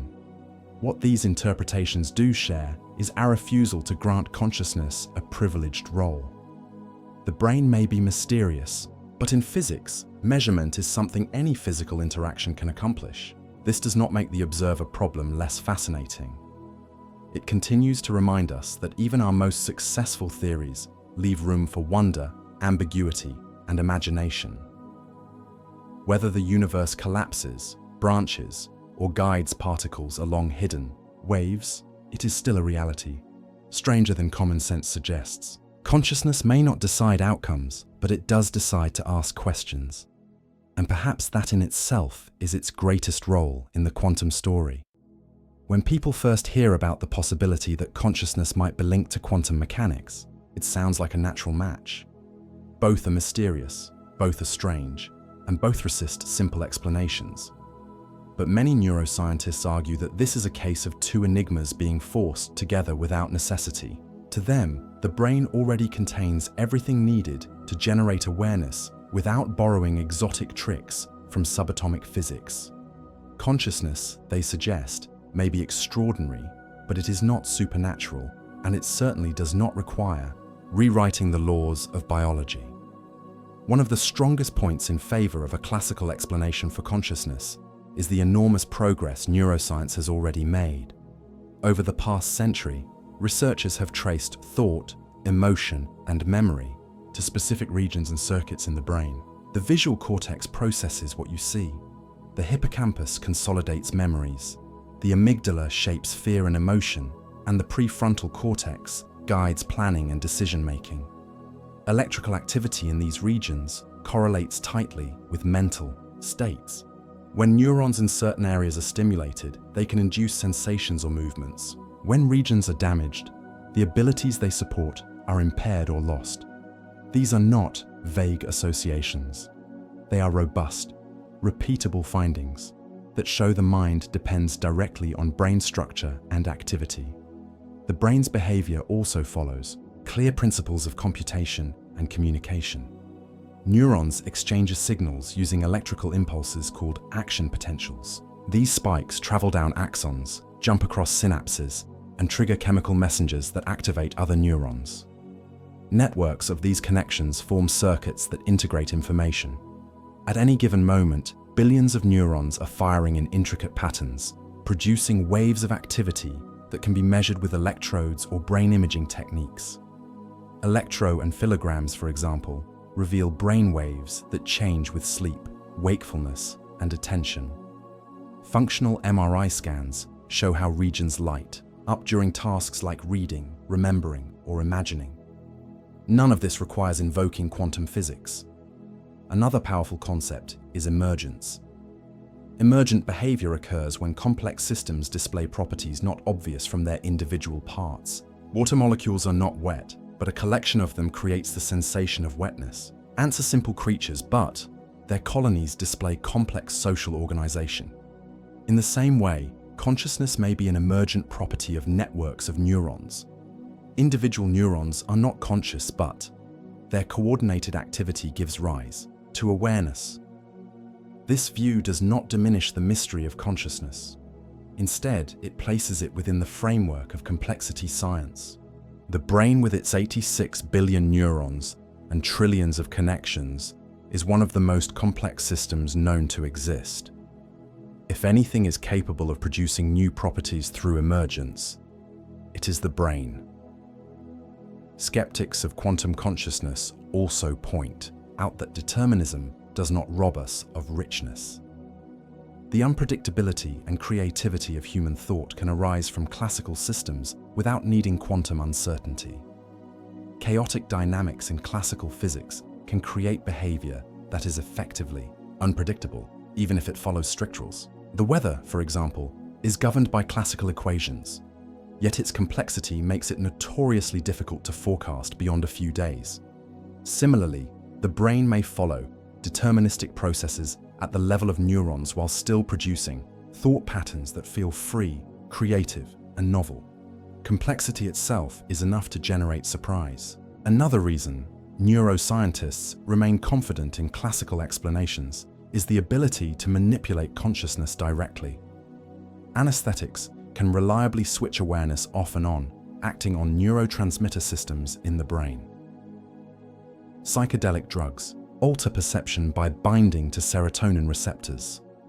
Electrical stimulation can evoke sensations or trigger memories. Sleep cycles can be tracked through predictable shifts in brain activity. These findings strongly suggest that consciousness arises from biological chemistry and circuitry. If fragile quantum states were required, it would be difficult to explain why such crude tools work so consistently. Furthermore, the brain's design seems optimized for redundancy and reliability, rather than delicate quantum processes. Neurons often fire in patterns of large groups, ensuring that signals are transmitted robustly, even if individual neurons fail. Synaptic transmission, though probabilistic, is reliable enough to support learning and memory. If consciousness depended on fragile quantum coherence, it would be puzzling how awareness could survive the noise, heat, and constant molecular jostling of the brain. From a biological standpoint, evolution tends to favor sturdy mechanisms, not delicate ones. This line of reasoning offers comfort to those wary of stretching physics too far. It reassures us that no exotic new forces or hidden dimensions are required to explain the mind. The challenge is enormous, but it is a challenge within the reach of biology, psychology, and neuroscience. The tools we already have, from brain imaging to computational models, are steadily revealing more of the picture. As knowledge deepens, the gap between brain activity and subjective experience may narrow without invoking quantum mysteries. Of course, this does not mean that consciousness is simple. It is still one of the hardest problems in science, and skeptics acknowledge that we are far from a full explanation. But pointing to quantum mechanics as the missing piece can feel like giving up on the complexity of biology too soon. Consciousness may not be weird because it requires strange new physics. It may be weird because the brain is astonishingly intricate and we are only beginning to map its patterns. There is also a philosophical elegance in the classical view. It suggests that consciousness, as extraordinary as it feels, is a natural product of evolution. Just as wings evolved to harness air and eyes evolved to capture light, brains evolved to process information and in doing so generated awareness. It is not a miracle but a feature of matter arranged in a particular way. To understand it fully may take decades, or even centuries, but it does not demand rewriting the basic laws of the universe. In short, the skeptic's reassurance is this: consciousness is real, mysterious, and beautiful, but it does not need quantum weirdness to exist. The strangeness of quantum mechanics belongs to the world of particles and probabilities. The strangeness of consciousness belongs to the complexity of biology. Both are marvels in their own right, and both deserve study. But they do not have to be fused together to remain wondrous, and perhaps there is something calming in that thought. It means that consciousness does not dangle precariously on the edge of exotic physics, but rests firmly in the same world that gives rise to every other natural phenomenon. It is part of the grand continuum of life and matter, complex enough to dazzle us without needing to be magical. That may not sound as flashy as a quantum brain, but it is no less extraordinary that out of atoms, molecules, and neurons emerges the astonishing fact of awareness. The mystery of consciousness has never belonged solely to science. Long before brain scans and quantum equations, philosophers were puzzling over what it means to be aware and whether the mind is something separate from the body or simply another aspect of the physical world. In some ways, the debates we have today about quantum consciousness are simply new versions of very old questions, dressed up in modern scientific language. The players have changed, but the themes remain familiar. Is consciousness fundamental, or is it emergent? Is it separate from matter, or identical to it? One of the oldest and most enduring positions is dualism, the idea that mind and body are two distinct substances. The most famous champion of this view was René Descartes in the 17th century. For Descartes, the body was a machine operating by mechanical laws, while the mind was immaterial, capable of thought and self-awareness. I think, therefore I am was his way of grounding existence in the undeniable reality of conscious thought. Dualism offered a neat way to preserve the uniqueness of human awareness while still allowing science to explain the physical world. But it came with a problem. How does something immaterial interact with something material?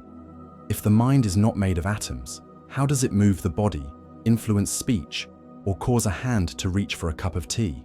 Materialism, sometimes called physicalism, emerged as the counterpoint.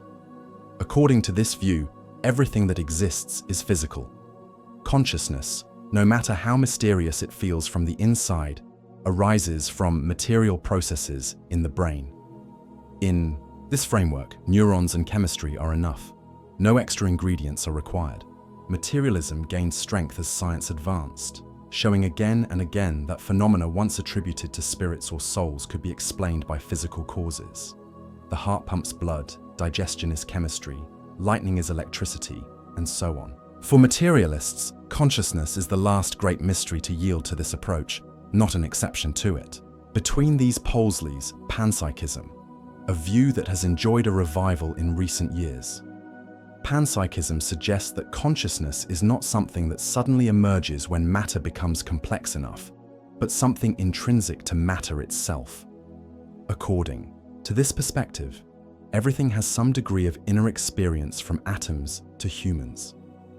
A rock may not be conscious in any meaningful way, but the particles that compose it might have the tiniest glimmer of awareness. Panpsychism sidesteps the leap from non-conscious matter to conscious beings by making consciousness fundamental, woven into the very fabric of the universe. Each of these positions comes with its strengths and weaknesses. Dualism preserves the mystery of consciousness but struggles with the problem of interaction. Materialism provides a clean scientific framework, but often leaves people unsatisfied since it reduces the vividness of subjective experience to mere mechanics. Panpsychism offers an elegant middle ground, yet critics accuse it of being too generous with consciousness, handing it out to electrons and quarks without explaining how simple proto-experiences combine into the rich awareness humans enjoy. Where then does quantum physics fit in? In many ways, it provides a new stage for these old debates. For dualists, quantum mechanics offers a realm where classical determinism breaks down, leaving space for mind to influence matter. The collapse of the wave function, mysterious as it is, seems like a potential opening for consciousness to exert control. For materialists, quantum mechanics is still physics. And even if it is probabilistic rather than deterministic, it remains a natural process that does not require extra substances. And for panpsychists, the strangeness of the quantum world, particles existing in superpositions connected across distances, provides a natural metaphor for the idea that consciousness is fundamental and ubiquitous. Quantum mechanics also complicates the conversation by introducing new philosophical puzzles of its own. If the universe is fundamentally probabilistic, what does that mean for free will? If particles exist in superpositions, does consciousness do the same? If entanglement connects particles across space, could minds also be entangled in ways we do not yet understand? These questions do not prove anything, but they fuel a lively dialogue between science and philosophy. Some thinkers have even suggested that panpsychism and quantum physics might be two sides of the same coin. If consciousness is a fundamental property of reality, then perhaps it shows up in the peculiar behaviors of the quantum world. The interconnectedness of entanglement, the fuzziness of superposition, the limits of certainty. All of these could be hints that awareness is not an afterthought of evolution, but part of the bedrock of existence. Whether or not this is true, it highlights how quantum theory has given ancient philosophical ideas new life. Skeptics caution that it's easy to get carried away with these parallels. Quantum mechanics is a precise mathematical framework, while philosophical, concepts like mind and awareness are slippery and ill-defined. To equate the two too quickly risks confusion, yet even skeptics admit that philosophy has a role to play because science alone cannot always capture the lived reality of consciousness. Equations may describe particles, but they do not tell us what it feels like to taste sweetness or to hear music. Philosophy gives us the language to wrestle with those subjective aspects, even if it does not provide final answers. It is also worth noting that these debates are not just academic exercises. They influence how people think about themselves and the world. Dualism, for example, has historically supported religious ideas about souls and the afterlife. Materialism often aligns with scientific naturalism, emphasizing that humans are part of the same physical continuum as everything else. Panpsychism, with its insistence that awareness pervades reality, can inspire a sense of connection to the natural world, encouraging people to see consciousness not as rare and privileged, but as widespread and fundamental. Quantum physics, by shaking up our intuitions about reality, has only deepened these conversations. It reminds us that the universe does not always obey common sense, that particles can behave like waves, that outcomes can be probabilistic, and the connection can defy distance. In such a universe, perhaps consciousness is stranger than Weimagene too. Whether one leans toward dualism, materialism, or panpsychism, the quantum stage invites us to reconsider old arguments with fresh eyes. In the end, the philosophy of possibility is about more than proving one position right. It's about keeping the mystery of consciousness alive in our thinking, allowing space for wonder while striving for clarity. Consciousness could turn out to be an emergent property of neurons, an irreducible feature of matter, or something entirely different. What is certain is that the debate has been with us for centuries and will likely continue as long as humans are asking questions. And perhaps that is fitting, for just as the quantum world resists being pinned down to one interpretation, so too does the inner world of consciousness resist being reduced to a single philosophy. Both remain open fields of possibility, inviting exploration and imagination alike. For all the fascination surrounding quantum consciousness, science lives and dies by evidence. Theories may be bold, ideas may be dazzling, but in the end, they must meet the test of experiments. If quantum mechanics really plays a role in the brain, then it should leave traces we can detect. Researchers have been probing for these signs for decades with some tantalizing hints, but no conclusive proof. The story of these efforts is as much about the difficulty of testing as it is about the results themselves. One of the central lines of investigation comes from the Orc theory of Penrose and Hameroth, which places microtubules at the heart of the matter. Microtubules are cylindrical protein structures that act as scaffolding within cells and help transport materials in neurons. They play a role in shaping the cell and guiding the movement of molecules. According to or however, they may also serve as sites for quantum coherence, orchestrating the collapse of wave functions in a way that generates conscious experience. To test this, researchers have looked for evidence of quantum states within microtubula. Some laboratory experiments have suggested that microtubules can exhibit unusual patterns of vibration, potentially consistent with quantum behavior.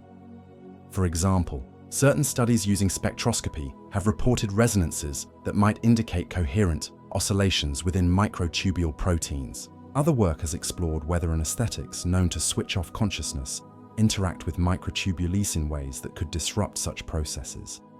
These findings are intriguing, but they remain controversial. Measuring delicate quantum states in complex biological molecules is extremely challenging, and results are often difficult to reproduce consistently across different labs.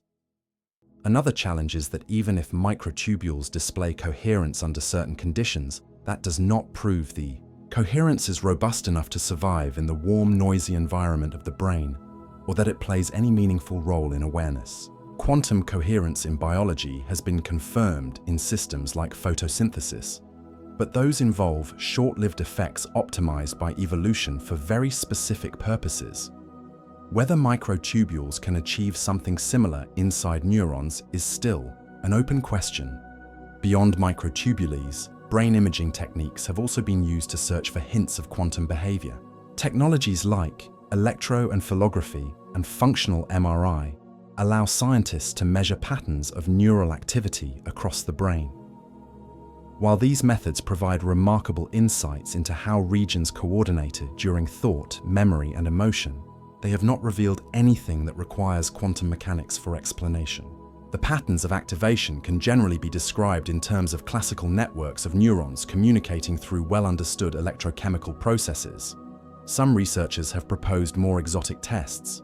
For instance, if quantum entanglement were occurring in the brain, it might produce correlations in neural signals that could not be explained classically. Efforts have been made to analyze brain waves for signs of such correlations, but so far, the results have been inconclusive. The problem is partly technical. The brain is such a complex system with so much noise and variability that teasing out subtle quantum signatures is like trying to hear a faint melody in the middle of a thunderstorm. Another difficulty is that consciousness itself is not easy to measure. While we can observe brain states that correlate with awareness, the subjective quality of experience is something only the person can report. This makes designing experiments tricky. You cannot place consciousness in a test tube, run it under a laser, and record the results. You can only measure proxies, neural activity, molecular dynamics, behavioral responses, and then interpret what they might mean. That leaves room for debate, interpretation, and sometimes wishful thinking. Anesthetics offer one of the few reliable handles on consciousness. Administered in the right doses, they can render a person completely unaware, then allow awareness to return once the drug is removed. Some studies suggest that anesthetics interact with microtubules as well as with known neural receptors, raising the possibility that they disrupt quantum processes. However, skeptics point out that anesthetics have many known mechanisms of action at the classical level, including altering ion channels and neurotransmitter receptors. The fact that they may also interact with structural proteins does not necessarily mean that consciousness itself is quantum. Animal studies and computational models have also been used to probe the idea. Some computer simulations suggest that quantum effects in microtubules could in principle last longer than previously assumed. Other models argue the opposite, predicting that decoherence would wipe out quantum states almost instantly in such a noisy environment. These conflicting results highlight how much depends on assumptions built into the models. Without direct experimental confirmation, the debate remains unresolved. The broader neuroscience community remains unconvinced for a simple reason. So far, there has been no clear evidence that requires quantum mechanics to explain consciousness. Every phenomenon studied in the brain, from memory consolidation to decision-making, can be accounted for by classical neural networks.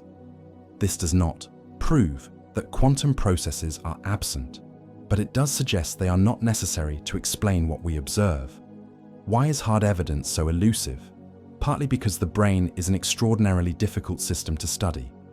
Unlike photons or electrons, neurons cannot be neatly isolated and controlled. They interact constantly with thousands of neighbors, and their activity is influenced by chemistry, metabolism, and environment. Even with the most advanced tools, disentangling the role of quantum effects from the overwhelming background of classical processes is daunting. Another reason is that quantum mechanics itself is subtle. The phenomena we associate with it, coherence, entanglement, tunneling, are fragile and often fleeting. Detecting them in biological tissues requires extreme precision, and even then, distinguishing genuine quantum behavior from ordinary molecular noise can be nearly impossible. Many experiments in quantum biology succeed only because the systems involved, like photosynthetic complexes, are relatively simple and optimized by nature for specific tasks. The brain, by contrast, is messy, dynamic, and filled with redundant pathways. This does not mean the search is pointless. On the contrary, even negative results teach us something. They remind us to be cautious, to avoid confusing metaphor with mechanism, and to demand solid data before revising our understanding of the mind. They also encourage innovation, pushing researchers to design new kinds of experiments and instruments that might one day probe the brain at the quantum level.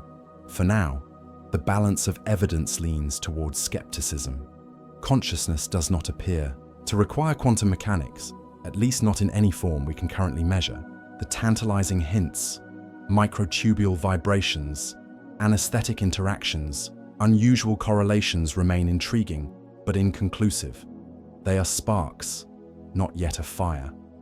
And yet, the allure of the search persists. The possibility that quantum mechanics could play a role in awareness is too fascinating to abandon outright. It sits at the intersection of some of our deepest mysteries, inviting both curiosity and caution. Whether future experiments will reveal hidden quantum threads in the fabric of the mind, or whether they will confirm the sufficiency of classical neuroscience, remains to be seen. Until then, the evidence will remain elusive, shimmering like a quantum superposition, possible but not yet observed. One of the strongest challenges to the idea that consciousness requires quantum mechanics comes from a very modern source: artificial intelligence. Over the past few decades, machines have become increasingly sophisticated in their ability to process information, recognize patterns, and even mimic human conversation. Whether or not these machines are truly conscious is hotly debated, but their existence raises an important question. If silicon-based systems can at the very least display intelligence without relying on quantum effects, why assume that carbon-based brains need them? Artificial intelligence is built on classical computation. At its core, a computer is nothing more than a network of switches turning on and off in precise patterns. These switches can represent numbers, instructions, or bits of information. Layered together, they form processes that can calculate, simulate, and learn. There is no hint of superposition or entanglement in ordinary computation. Everything is deterministic and grounded in the physics of transistors.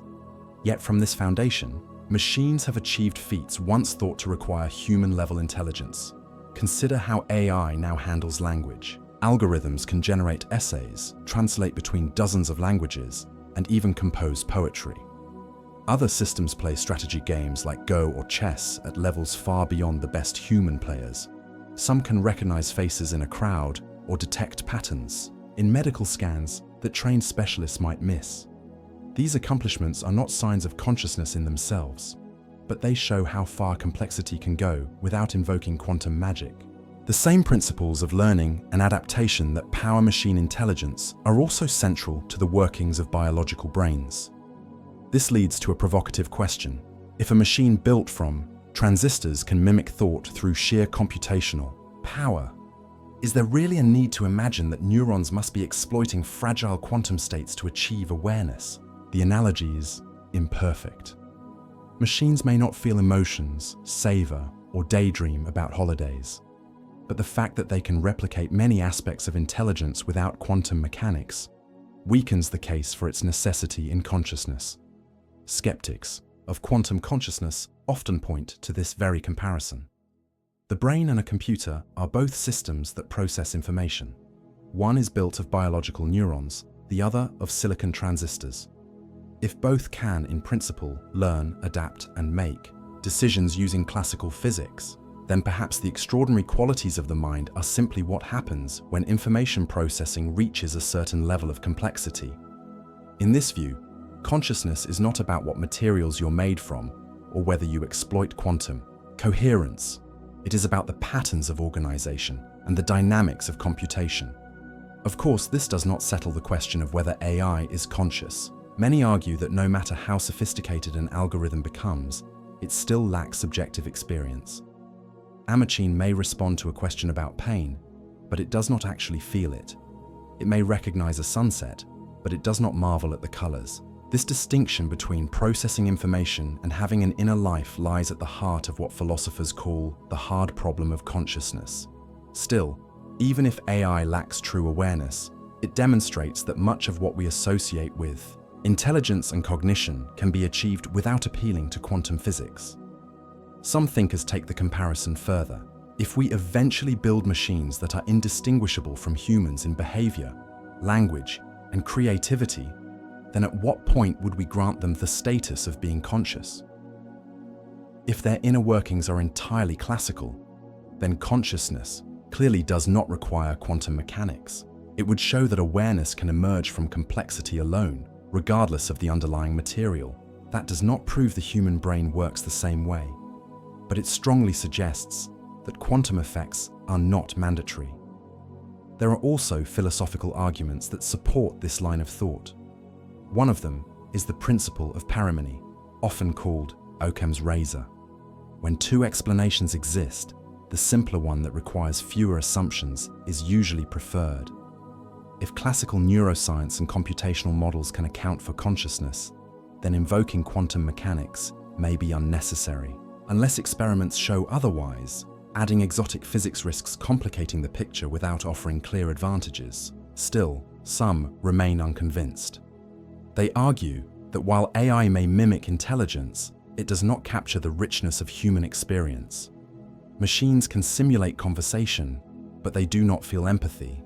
They can analyze music, but they do not feel moved by it.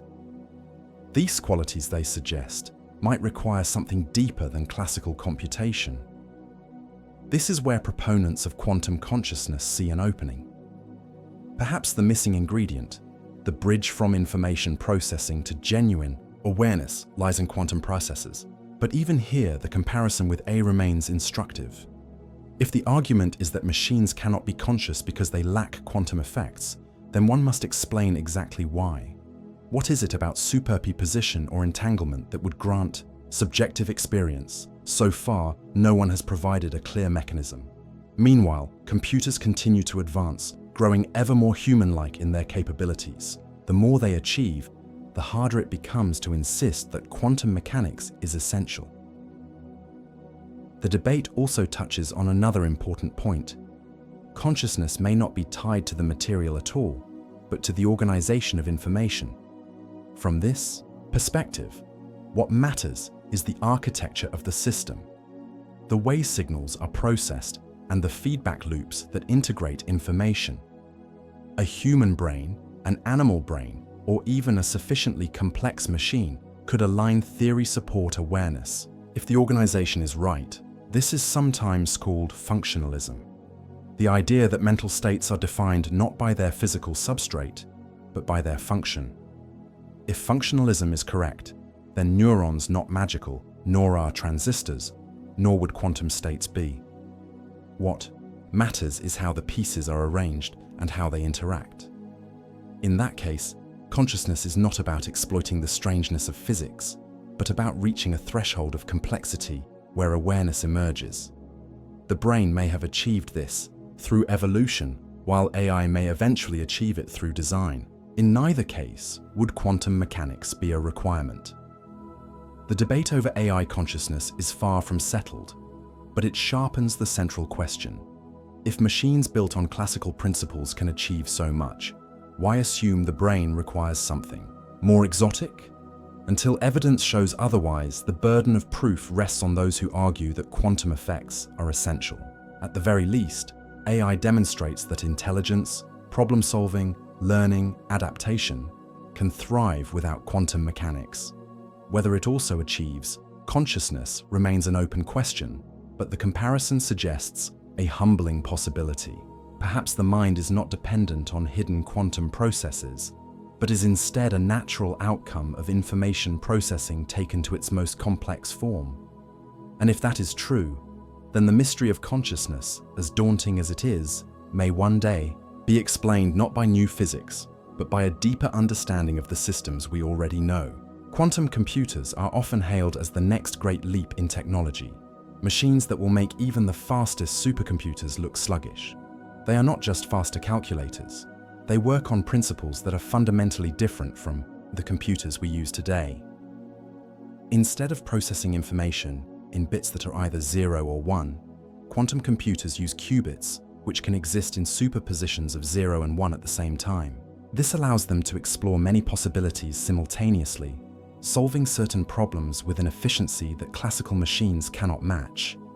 It is not surprising, then, that people have drawn parallels between quantum computers and the human mind. If thought itself feels like a mysterious dance of possibilities collapsing into decisions, could our brains be operating like quantum processes? And if we build a sufficiently advanced quantum computer, might it begin to think, reason, or even become conscious in ways that resemble us? At first glance, the comparison is compelling. Quantum computers can juggle multiple states at once, echoing the way human beings seem to consider multiple options before choosing one. They can also harness entanglement, where qubits share correlations no matter how far apart they are. This strange property has a tempting parallel in the way our thoughts often feel interconnected, as if ideas leap across the mind without a clear chain of reasoning.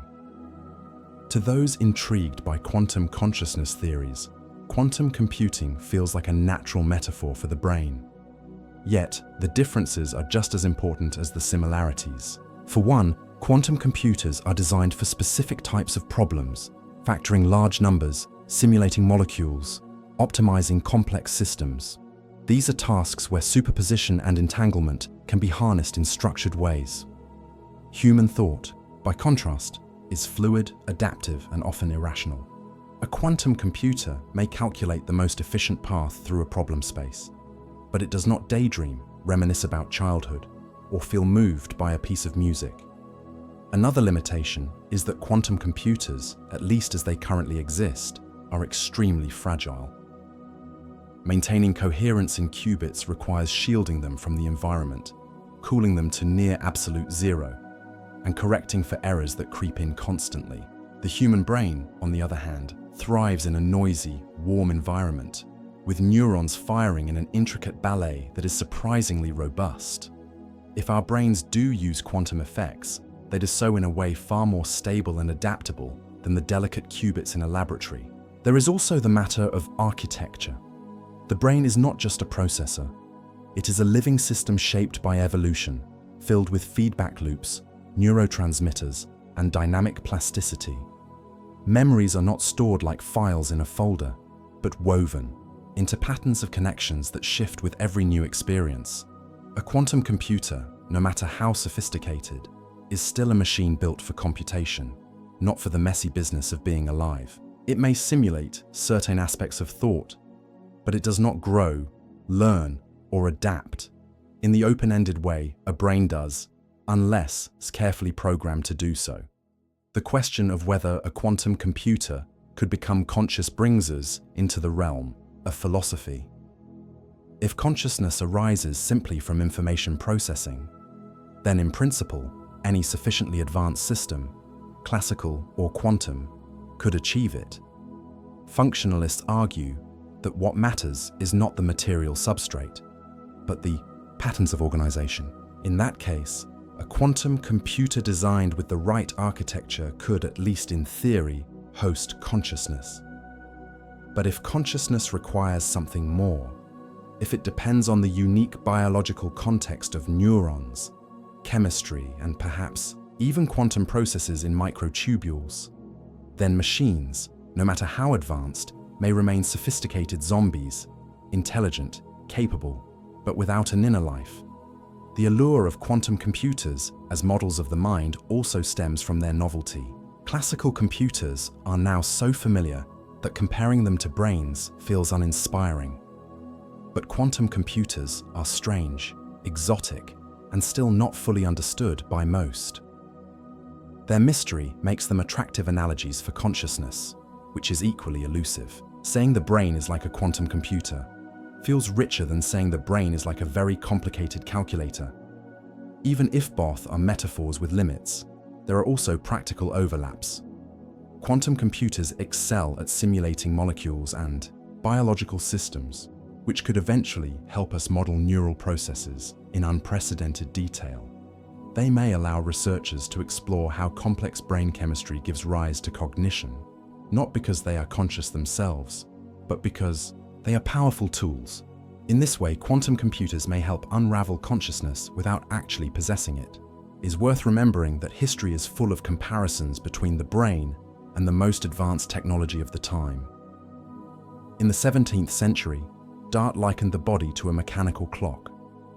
In the 19th century, brains were compared to telegraph systems. In the 20th century, they were compared to classical computers. Now, in the 21st, quantum computers have taken their place as the metaphor of choice. Each comparison reveals something useful, but eventually shows its limits. Brains are not clocks, telegraphs, or computers. They are living, evolving systems, and their mysteries extend beyond any single analogy. So could a quantum computer think like us? It depends on what thinking means. If it means solving complex problems, making decisions, or even learning patterns from experience, then yes, quantum computers could eventually rival or surpass us in certain domains.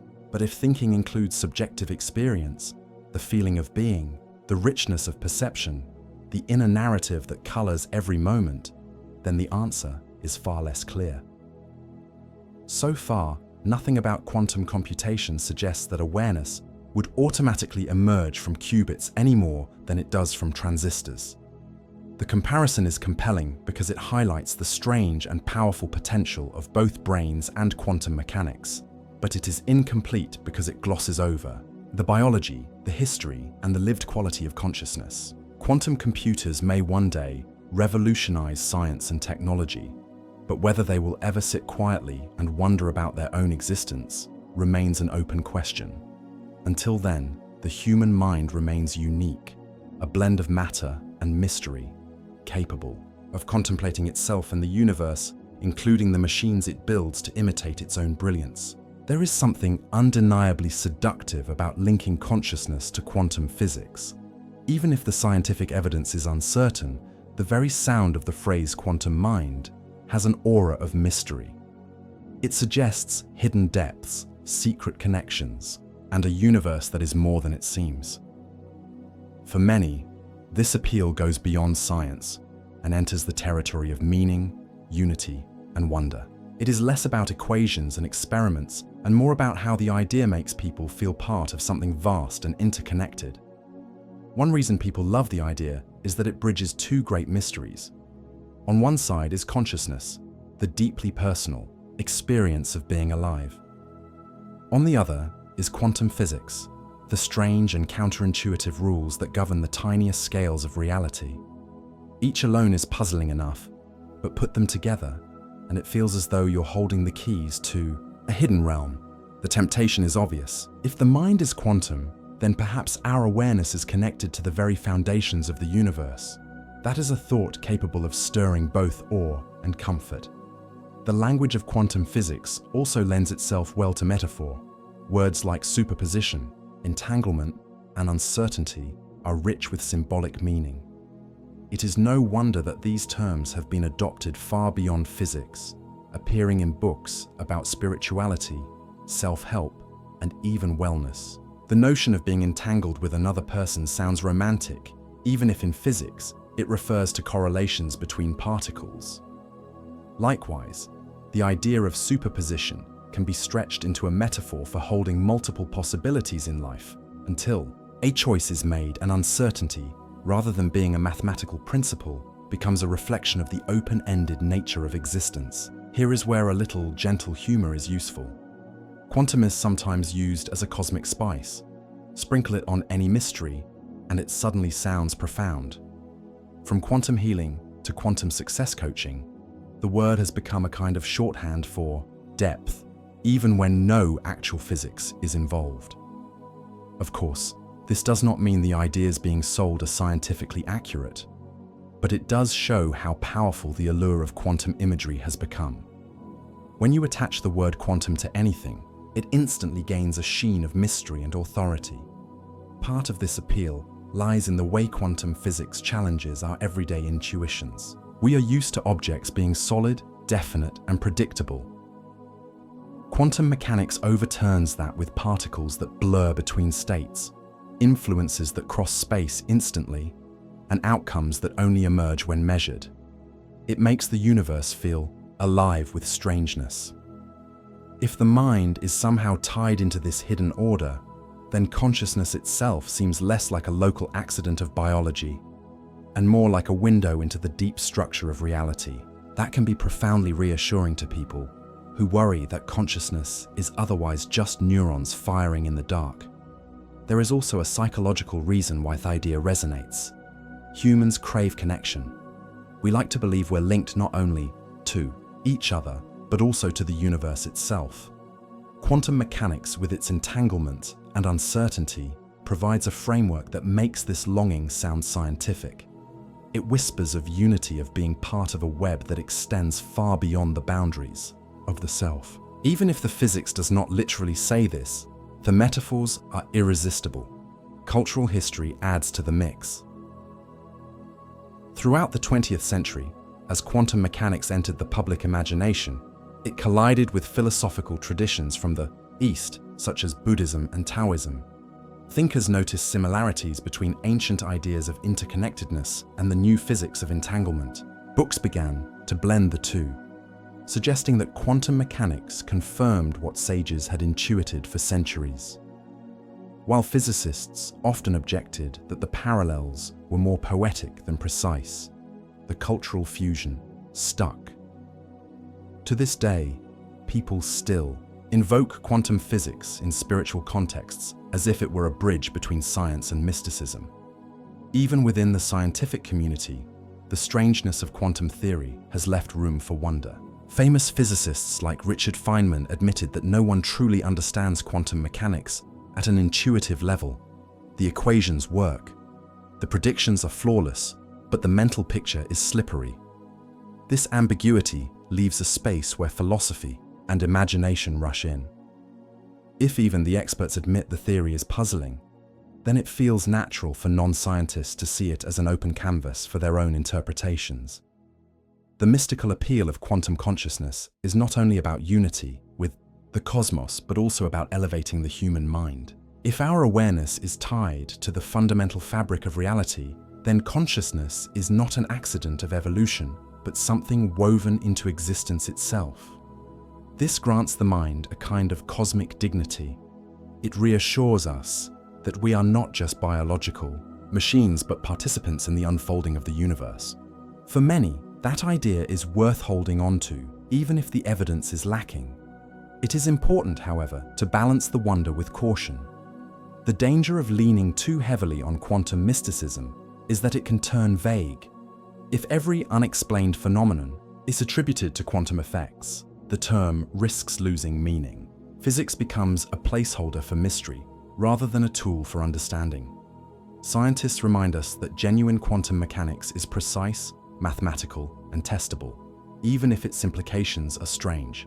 Consciousness may indeed connect to quantum processes, but that claim must stand on evidence, not just on poetic resonance. Still, the fact that people are drawn to the idea speaks to something valuable. It shows a deep desire to find unity between inner and outer worlds, between subjective experience and the fabric of reality. Even if the theory turns out to be wrong, the fascination reveals how humans seek meaning in mystery. Quantum physics has become a mirror in which we see not only particles and probabilities, but also our longing for connection, depth, and wonder. And perhaps that is the most enduring lesson of the mystical appeal. Quantum mechanics may not provide proof that consciousness shapes reality, but it does remind us that reality is far stranger than it appears. If the smallest building blocks of nature behave in ways that defy common sense, then it is no surprise that consciousness too feels elusive. Linking the two may be more metaphor than mechanism. But metaphors have power. They shape the way we think, the way we imagine, and the way we feel about our place in the cosmos. In the end, the mystical appeal of quantum consciousness is not just about science. It is about the human need for wonder. It shows that even in an age of advanced technology and rigorous experimentation, we still yearn for the mysteries that science alone cannot explain away. Whether or not quantum physics ever turns out to hold the key to the mind, it has already given us something profound. A reminder that the universe is richer, stranger, and more interconnected than we once believed. Quantum consciousness has an undeniable charm, but step into a neuroscience lab or a physics department, and you will find that many scientists greet the idea with raised eyebrows. For them, the proposal that awareness emerges from quantum mechanics is not only unproven, but also plagued with problems of vagueness, lack of evidence, and a worrying inability to make testable predictions. In short, it looks less like ascientific theory and more like a philosophical story dressed in the language of physics. One of the strongest objections is on falsifiability. In science, a theory is considered valuable only if it can, in principle, be proven wrong. Einstein's theory of relativity, for instance, predicted the bending of starlight by gravity. If astronomers had not observed that bending during a solar eclipse, the theory would have been dealt a serious blow. Quantum consciousness theories, by contrast, often seem slippery. They claim that awareness arises from quantum effects in the brain, but rarely state what evidence would count as disproof. If you scan the brain and find no quantum activity, proponents might say the effects are hidden. If you discover complex neural activity explained classically, they might argue the quantum processes are still there, just deeper.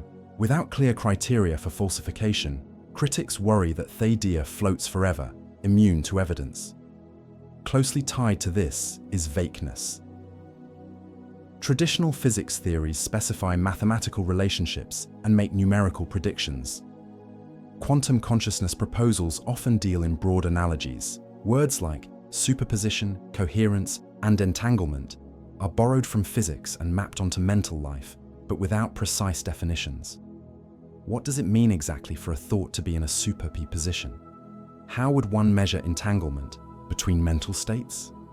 Without clarity, the terms risk becoming metaphors rather than mechanisms. Scientists are wary of metaphors that masquerade as explanations. Then there's the issue of predictive power. Good theories not only explain known facts, but also predict new ones. The double-slit experiment, for instance, predicted interference patterns that had not yet been seen. DNA's structure predicted mechanisms of replication. But quantum consciousness has not generated similarly concrete predictions. IT explains consciousness in retrospect, but struggles to forecast anything specific. This leaves it vulnerable to the criticism that it is an after-the-act story rather than a forward-looking scientific theory. Another major reason for skepticism is the lack of empirical evidence. Despite decades of neuroscience research, no experiment has conclusively demonstrated that quantum effects are required for consciousness. Brain imaging reveals patterns of activation that correlate with perception, thought, and memory, but none of these findings necessitate quantum mechanics. Neurons communicate through well-understood electrochemical processes, and the dynamics of networks can be modeled without invoking quantum states. Theories like ORCO, which suggest that microtubules host quantum coherence, remain unproven and controversial. While some laboratory results hint at unusual vibrations in microtubules, these findings have not been replicated widely or tied directly to awareness. For skeptics, the burden of proof lies firmly with proponents, and so far the evidence falls short. Physicists also highlight the practical problem of decoherence. Quantum states are notoriously fragile, collapsing rapidly when disturbed by interactions with the environment. That is why quantum computers require extreme cooling and isolation to function. The brain, in contrast, is warm, wet, and noisy. Neurons fire constantly, molecules jostle, and ions rush across membranes. Expecting delicate quantum states to survive in such conditions seems implausible. To many physicists, the notion of robust, quantum computation happening inside neurons sounds like trying to build a snowflake in the middle of a bonfire. Skeptics further argue that appealing to quantum mechanics risks becoming a kind of intellectual shortcut. History is full of mysteries that once seemed impenetrable, but were eventually explained without resorting to exotic new laws. Lightning was once considered divine wrath until electricity was understood. Disease was attributed to curses until germs were discovered. Consciousness, skeptics say, may follow the same pattern. It feels extraordinary because it is complex, not because it demands new physics. Invoking quantum mechanics prematurely may distract from the slow, methodical work of neuroscience that is already making progress. There is also a sociological element. Scientists are wary of how quantum has been misused in popular culture. From quantum healing to quantum astrology, the word has been stretched to cover ideas with little or no scientific grounding.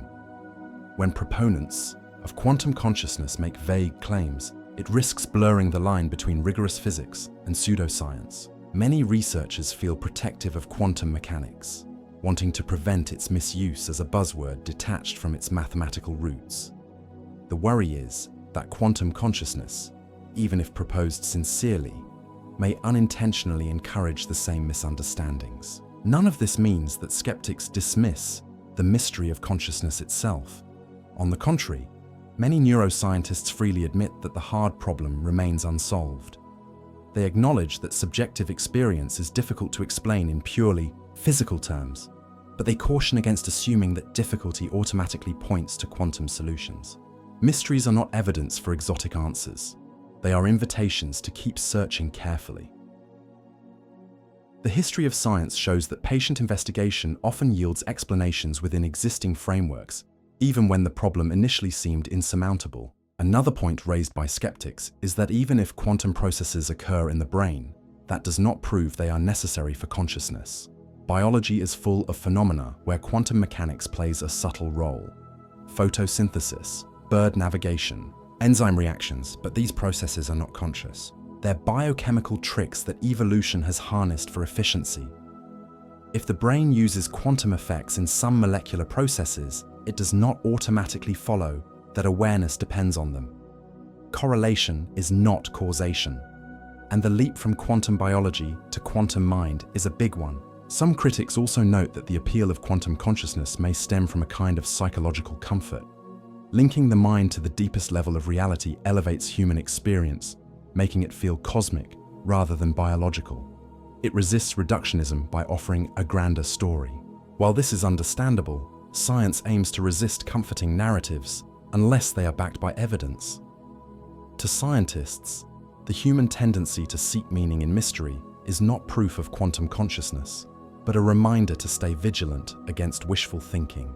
For these reasons, many scientists view quantum consciousness as an interesting speculation, but not yet a scientific theory. It lacks clarity, testability, and evidence. It risks confusing metaphor with mechanism and comfort with explanation. Consciousness may indeed turn out to involve surprises we cannot yet imagine. But skeptics argue that quantum mechanics should not be invoked until experiments demand it. And there's still plenty of room for wonder without it. The brain, with its billions of neurons and trillions of connections, is one of the most complex systems in the known universe. Its ability to generate thought, memory, imagination, and awareness is extraordinary even without appealing to new physics. Skeptics remind us that we should not underestimate complexity. Sometimes, the most astonishing phenomena emerge not from exotic principles, but from the sheer richness of ordinary processes repeated and refined over billions of years of evolution. In the end, the skeptical case does not close the door on quantum consciousness. It simply asks for the same standards applied to any scientific idea: clear definitions, testable predictions, and solid evidence. Until those are provided, the theory remains more philosophy than physics. That does not make it worthless. Philosophy has always played a role in guiding science, but it does mean the burden of proof remains high. For now, consciousness can still be explored fruitfully with the tools of neuroscience, psychology, and classical physics, leaving quantum mechanics tourist in its rightful place until the evidence calls it forward. Between the bold claims of quantum enthusiasts and the firm skepticism of neuroscientists lies a quieter and perhaps more reasonable position. This middle ground does not insist that consciousness is entirely quantum, nor does it dismiss the possibility outright. Instead, it tallows that while the brain's complexity is likely enough to generate awareness through classical processes, quantum mechanics may still play a subtle role, perhaps influencing thought in ways we do not yet fully understand.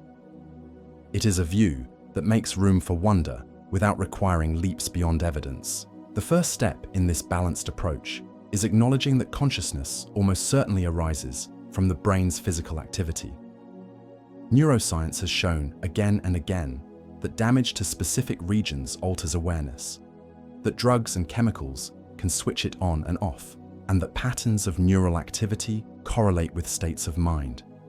Consciousness is not floating above the brain like a ghost. It is intimately tied to neural processes. From this perspective, emergence provides a powerful explanation.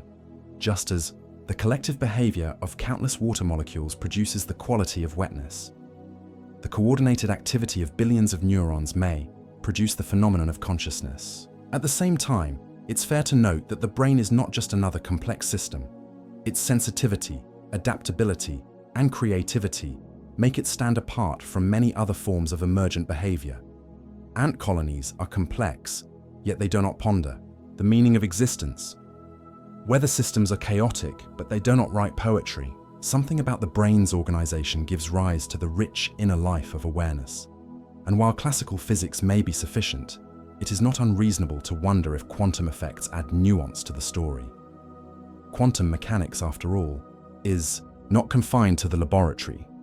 It shows up in surprising corners of biology, from the efficiency of photosynthesis to the way some birds navigate. These discoveries have taught scientists that life can and does harness quantum effects when it is advantageous. If plants and birds can exploit coherence and entanglement, then it is not unthinkable that brains might also do so, even if only in small supporting ways.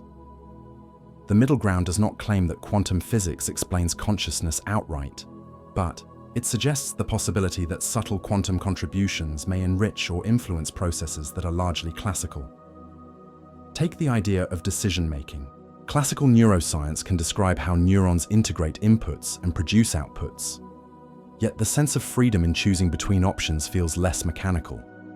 Could quantum indeterminacy at microscopic scales introduce a degree of unpredictability into neural firing patterns? Perhaps these small fluctuations do not create consciousness, but contribute to its flavor, adding an element of novelty to otherwise deterministic processes. The brain could remain an emergent classical system, but with quantum physics adding a faint shimmer of unpredictability, much like a spice enhancing a recipe without changing its essential nature. Similarly, memory storage and retrieval might be influenced by subtle quantum effects in molecular structures.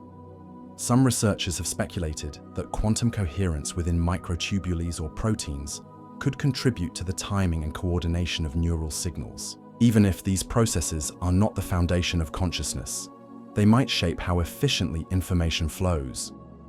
In this way, quantum mechanics could play a supporting role, not the starring one. The middle ground also respects the limitations of evidence. It accepts that no experiment has yet proven the necessity of quantum processes in the brain, and it acknowledges the force of skepticism regarding decoherence in warm, wet environments, but it balances that with openness to discovery. History is full of moments when nature surprised us. For centuries, no one suspected that birds could sense magnetic fields or that photosynthetic complexes could maintain coherence at room temperature. The lesson is humility. Sometimes biology finds ways of exploiting physics that we would not have predicted. What makes this position appealing is its moderation. It avoids the overreach of claiming that quantum physics is the secret key to consciousness, while also avoiding the rigidity of declaring it impossible.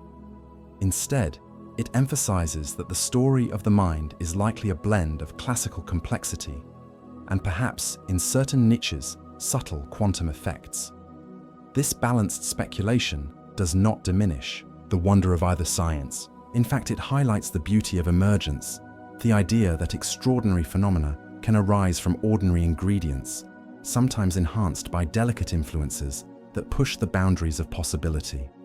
There is also a poetic resonance in this view. To think of consciousness as emergent aligns it with countless other wonders of nature: the fractal growth of snowflakes, the murmuration of starings, the spirals of galaxies. At the same time, to allow for a touch of quantum possibility reminds us that life and awareness may be even stranger than we currently grasp. It is a vision that honors both the solidity of evidence and the allure of mystery.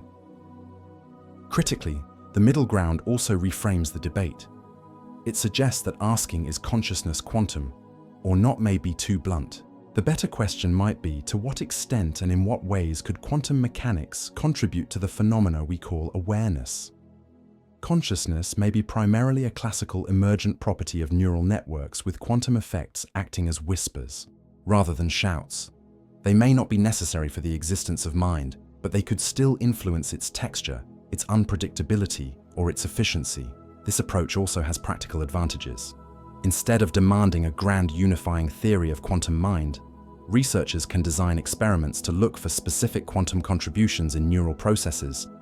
They can investigate whether microtubules exhibit coherence, whether entanglement might play a role in signal timing, or whether quantum tunneling occurs in synapses. The middle ground encourages inquiry without exaggeration, exploration without dogma. It is worth emphasizing that even if the brain is entirely classical, the mystery of consciousness remains profound. Emergent behavior at the scale of billions of neurons is astonishing in its own right. Awareness could be extraordinary without quantum mechanics, just as music is extraordinary without needing new laws of physics to explain. But if quantum mechanics does play a supporting role, then consciousness becomes an even richer story, woven from both the complexity of biology and the strangeness of fundamental physics. In the end, the middle ground is less about answering the question once and for all, and more about keeping the question alive in a responsible way. It is an acknowledgement that we do not yet know the full story of the mind, but that speculation should be tempered with evidence and humility. It leaves space for curiosity while respecting the boundaries of what science has shown so far. Perhaps the best way to put it is this: consciousness may not need quantum mechanics, but it might not be entirely free of it either. The brain is a masterpiece of emergent complexity, and within its billions of cells, there may also be delicate threads of quantum behavior, subtle but real.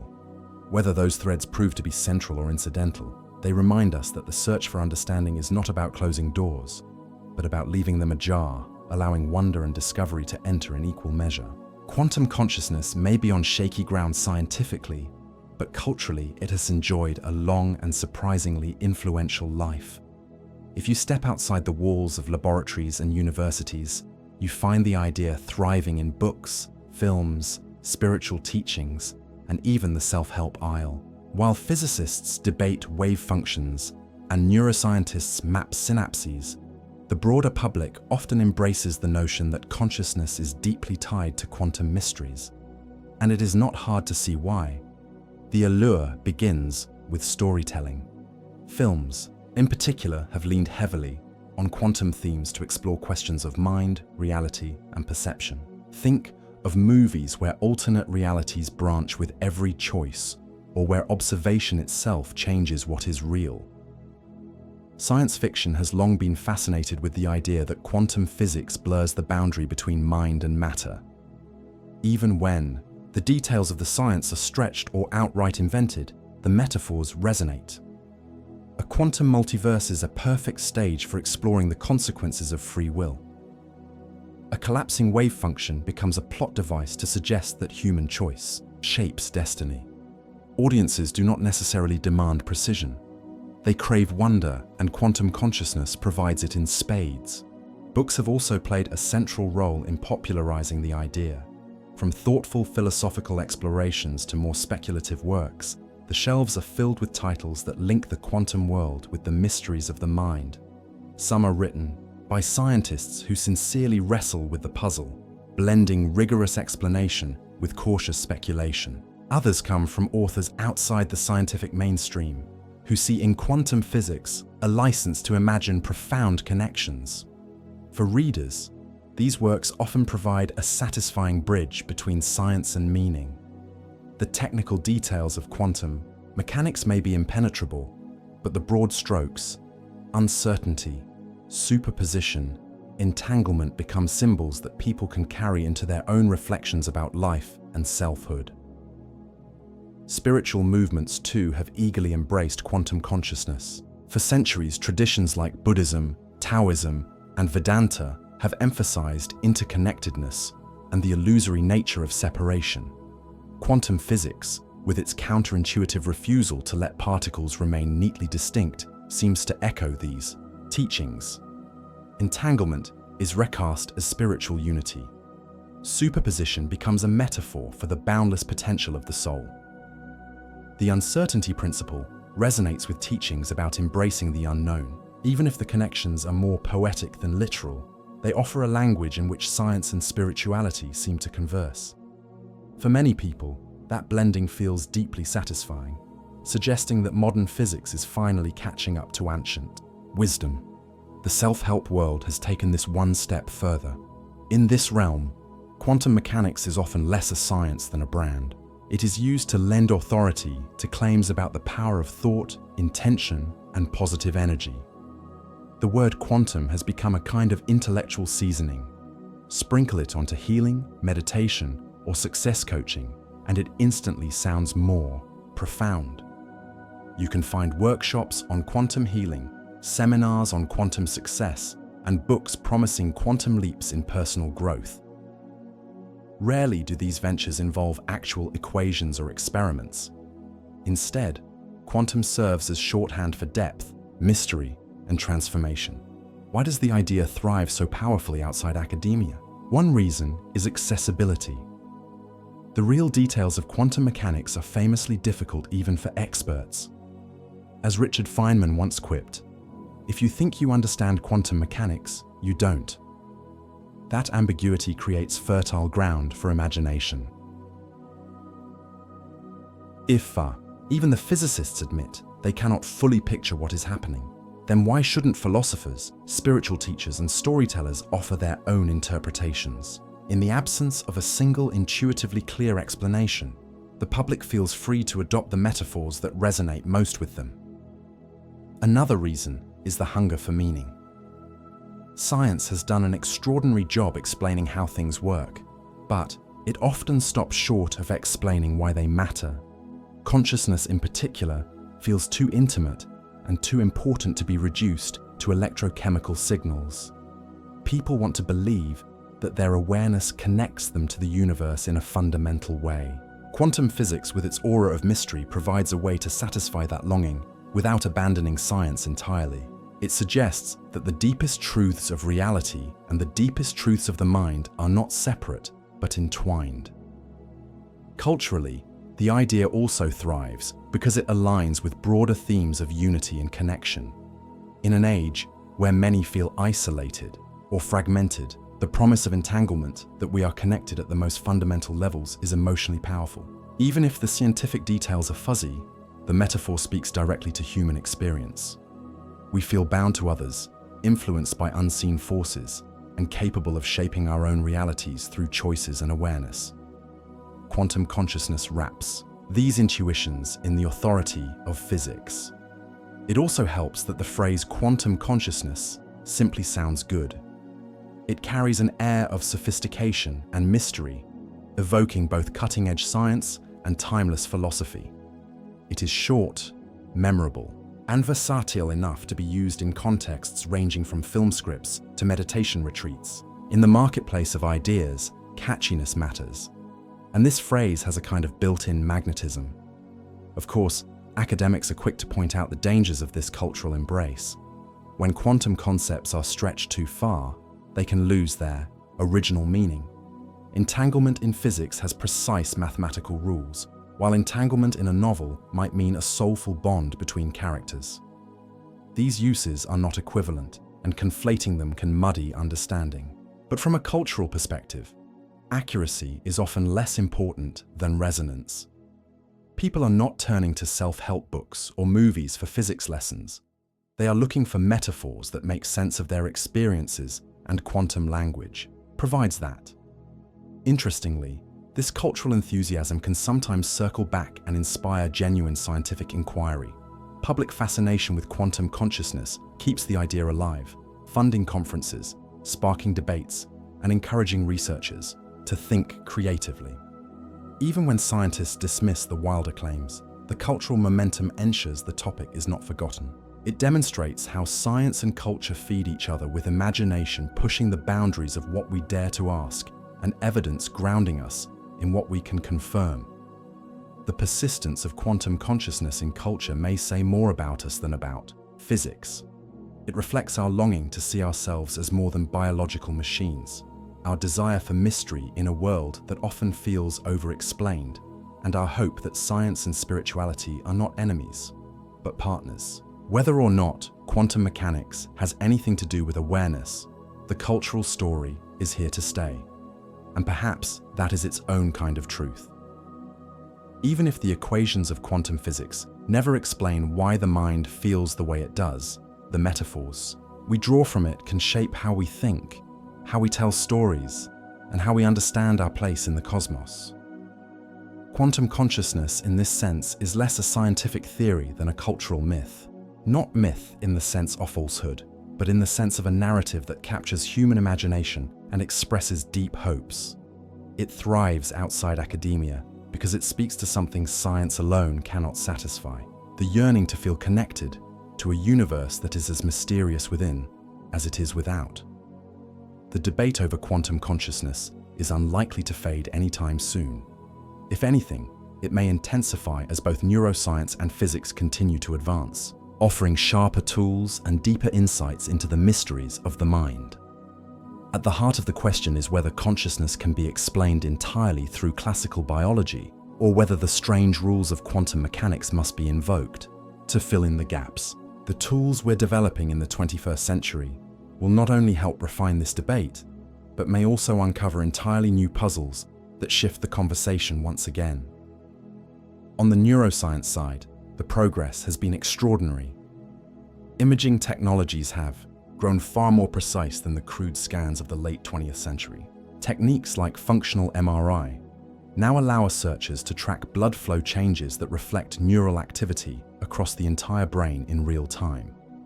Advances in magnetophilography and optogenetics give us even finer windows into the timing and coordination of neurons. Brain-computer interfaces are beginning to translate neural signals directly into external actions, revealing the logic of circuits once hidden in mystery. Each improvement brings us close to mapping the neural correlates of consciousness with ever greater detail. Yet, these advances also remind us of how vast the challenge is. A brain contains 86 billion neurons, each connected to thousands of others. Charting the full network of these connections, sometimes called the connectome, is a task so enormous that it may take decades to complete. Even then, the leap from mapping circuits to explaining subjective experience is daunting. Still, every step in this direction strengthens the classical case. If patterns of activity can account for memory, perception, and awareness, then quantum mechanics may not be required. The better we can measure the brain, the harder it becomes for untested speculations to survive without evidence. At the same time, quantum experiments are advancing just as quickly. Where once superposition and entanglement were fragile curiosities, today they are the basis of working technologies. Quantum computers are beginning to solve problems beyond their reach of classical machines. Quantum sensors are detecting tiny changes in magnetic and gravitational fields. Researchers are learning to maintain coherence in increasingly complex systems, extending the lifetimes of quantum states, even in noisy environments.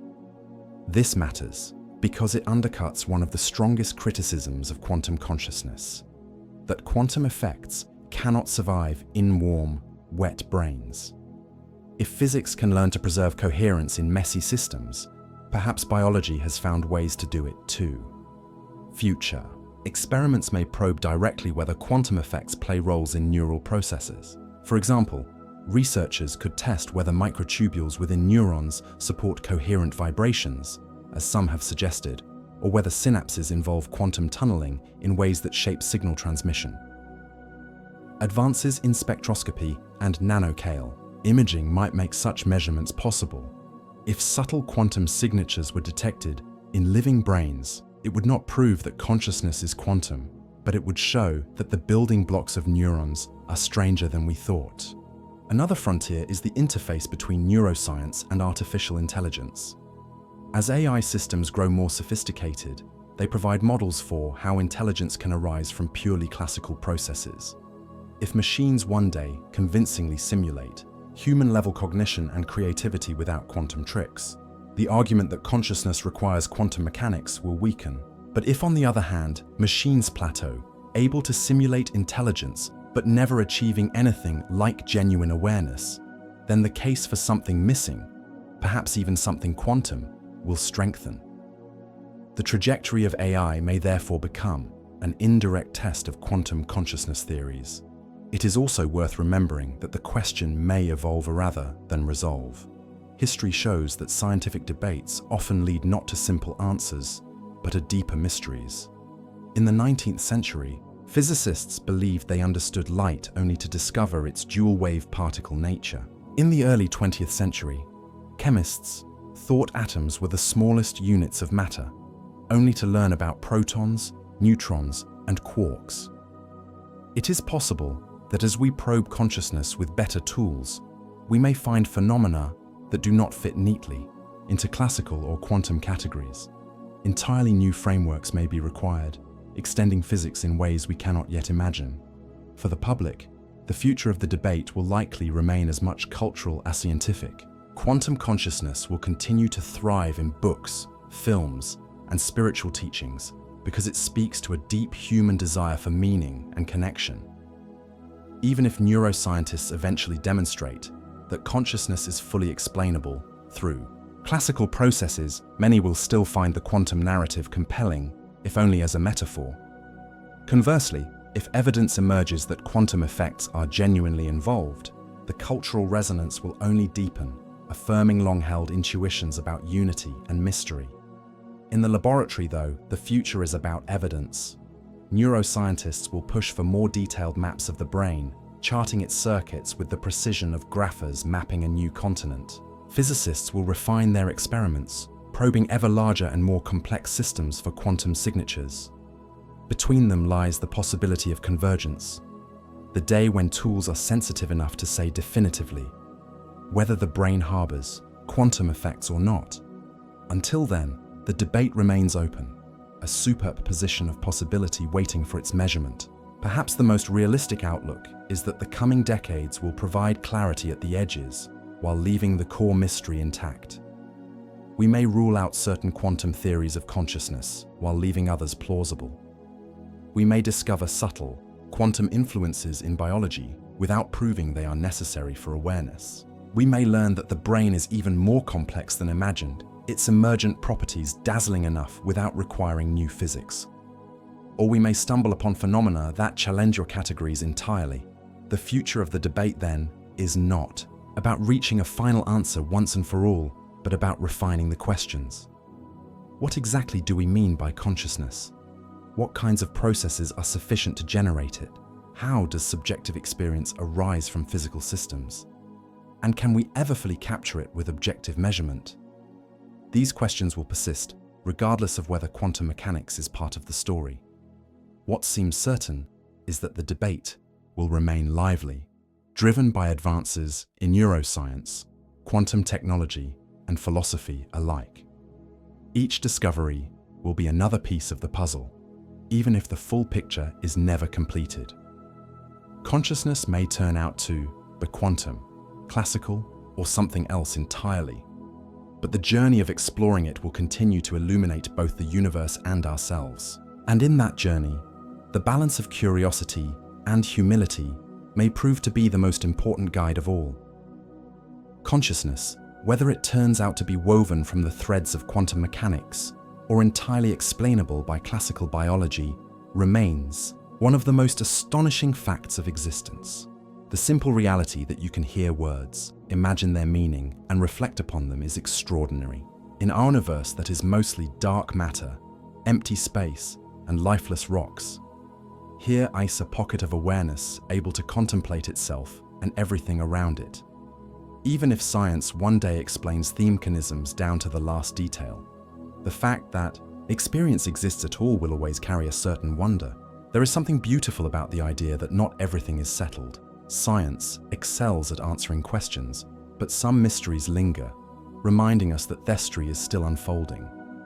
Consciousness is one of those lingering puzzles, and perhaps it always will be. Whether the mind relies on quantum effects or emerges purely from the tangled webs of neurons, the ability to question and to wonder is itself a profound gift. It is a reminder that knowledge and mystery are not enemies but companions, each giving the other meaning. Part of the magic of consciousness is its intimacy. You never step outside of it, you live within it every moment. And yet, despite being the most immediate aspect of existence, it is also the hardest to explain. Science can describe how galaxies form, how atoms bond, and how black holes warp space-time. But when it comes to the feeling of being, the thirdness of a sunset, the taste of chocolate, the sound of laughter, explanations quickly grow thin. This paradox that the most familiar thing is also the most mysterious is enough to make one pause in quiet reflection. Speculations about quantum consciousness add another layer to this mystery. Even if the evidence remains elusive, the very idea that awareness could be linked to the fundamental rules of reality has a kind of poetry. It ties the inner world of thought to the outer world of particles, hinting at unity across scales. And even if the connection proves metaphorical rather than literal, it still enriches the way we think about our place in the cosmos. Sometimes metaphors guide us just as powerfully as equations. But there is also something equally poetic about the skeptical view. To imagine consciousness as the product of emergent complexity, billions of neurons firing in intricate harmony is, no less, or inspiring. Out of the same atoms that form stars and soil, evolution has shaped a system capable of love, creativity, and curiosity. That such richness could arise without any exotic new physics is a marvel in itself. In this light, awareness is not a cosmic anomaly, but a natural flowering of matter, a testament to the power of complexity. Perhaps the deepest beauty lies in holding both possibilities at once. Consciousness may be classical, quantum, or something entirely beyond our current imagination. The uncertainty does not diminish it. In fact, the uncertainty may be part of what makes it precious. Living with mystery encourages humility. It reminds us that our knowledge, however advanced, is still just a small island in an ocean of the unknown. That ocean is not frightening but expansive, inviting us to continue exploring. There's also comfort in recognizing that not knowing is part of the human condition. For centuries, people have asked where thoughts come from, what dreams mean, and what it is to be aware. The answers have shifted with culture, philosophy, and science, but the questions themselves endure. To rest in the mystery of consciousness is to join a long line of thinkers, poets, and wanderers who found meaning not only in certainty, but also in wonder. One might even say that the mystery is part of what makes consciousness meaningful. If every detail were laid bare, If awareness were reduced to equations and circuits without remainder, some of the magic would vanish. The ability to marvel, to feel that there is more than can be captured in words, is part of what makes being alive so rich. A life with no mysteries would be a life with less imagination. Quantum consciousness, whether true or not, symbolizes this interplay between knowledge and wonder. It suggests that the mind may touch the very foundations of reality, or at the very least, that reality is strange enough to invite such speculation. Even if the theory fades, the longing it expresses to feel connected, to glimpse hidden depths will remain. That longing is as much a part of consciousness as neurons and synapses when all is said and done. Perhaps the most profound fact is not whether consciousness is quantum, but that it exists at all. Out of a silent universe came awareness capable of asking these questions, of telling stories, of seeking meaning. Whether the explanation is rooted in entangled qubits or in emergent neural networks, it does not lessen the wonder. Awareness is its own miracle, one that requires no adornment to be astonishing. So it may be best to rest gently in the mystery, to let the questions linger without rushing to closure, to savor the fact that consciousness, whether classical or quantum, is the lens through which all of reality is known. In the end, it may not matter whether the brain is a quantum computer or a classical machine of breathtaking complexity. What matters is that it is capable of wonder, of curiosity, and of love. And in that quiet recognition, one finds peace. The mystery remains, but so too does the beauty of being alive to notice it. Consciousness and quantum mechanics, two of the deepest mysteries in science, make a tempting pair. One is the intimate mystery of being aware, the other the strange framework that governs the smallest particles in existence. Put them together, and you have a theory that is both fascinating and flawed, inviting curiosity, while also requiring careful skepticism. The journey through these ideas shows why the notion of quantum consciousness refuses to disappear. It connects our inner lives to the foundations of the universe, offering a vision of awareness as something more than neural chemistry, perhaps even something woven into reality itself. It satisfies a longing for connection, unity, and depth. It is no wonder that philosophers, spiritual teachers, and storytellers have embraced it so eagerly. The metaphors are rich, the imagery compelling, and the promise profound. At the same time, science demands more than a lure. The skeptics are right to point out that so far there's little hard evidence that quantum mechanics plays a role in consciousness. The brain is a noisy, warm environment, hardly the kind of place where fragile quantum states are expected to thrive. Neuroscience continues to explain more and more of the mind's workings in classical terms: neurons, synapses, and networks of activity that correlate tightly with mental states. The progress is real, and it shows that consciousness, however mysterious, may not need exotic physics to exist. This balance between fascination and caution is important. On one side lies the danger of exaggeration, of turning quantum consciousness into a catch-all explanation, more poetic than scientific. On the other lies the risk of dismissal, of closing off possibilities simply because they sound strange. The middle ground is where curiosity lives, open to wonder, but careful not to confuse speculation with proof. Is also where history teaches Justo stand. Time and again, science has revealed truths that were stranger than expected. The Earth orbits the Sun. Time is relative. Particles can behave like waves. Life itself may harness quantum tricks in photosynthesis and navigation. The world has a way of surprising us. At the same time, not every mystery requires new physics. Lightning turned out to be electricity, not divine anger. Disease was caused by germs, not curses. Sometimes, the most astonishing discoveries emerge from the ordinary, studied carefully and deeply. So where does that leave consciousness? It leaves it where it has always been, an open question perched at the edge of knowledge. Quantum mechanics may one day prove to play a role, or it may turn out to be irrelevant. Consciousness may be fully explained by emergent complexity in the brain, or it may require frameworks we've not yet imagined. Both possibilities remain on the table. What is clear is that the search is far from over, and that the act of searching enriches science and philosophy alike. There is something hopeful in this uncertainty. The mystery of consciousness is not a wall, but a horizon. Each new advance in neuroscience, each new experiment in quantum physics pushes that horizon a little further. The more we learn, the more we realize how much remains unknown. That is not failure, it is the essence of exploration. Mystery is not an obstacle to knowledge, but an invitation to keep asking questions. Perhaps that is the lesson to carry forward. That consciousness, whether quantum or not, is wondrous.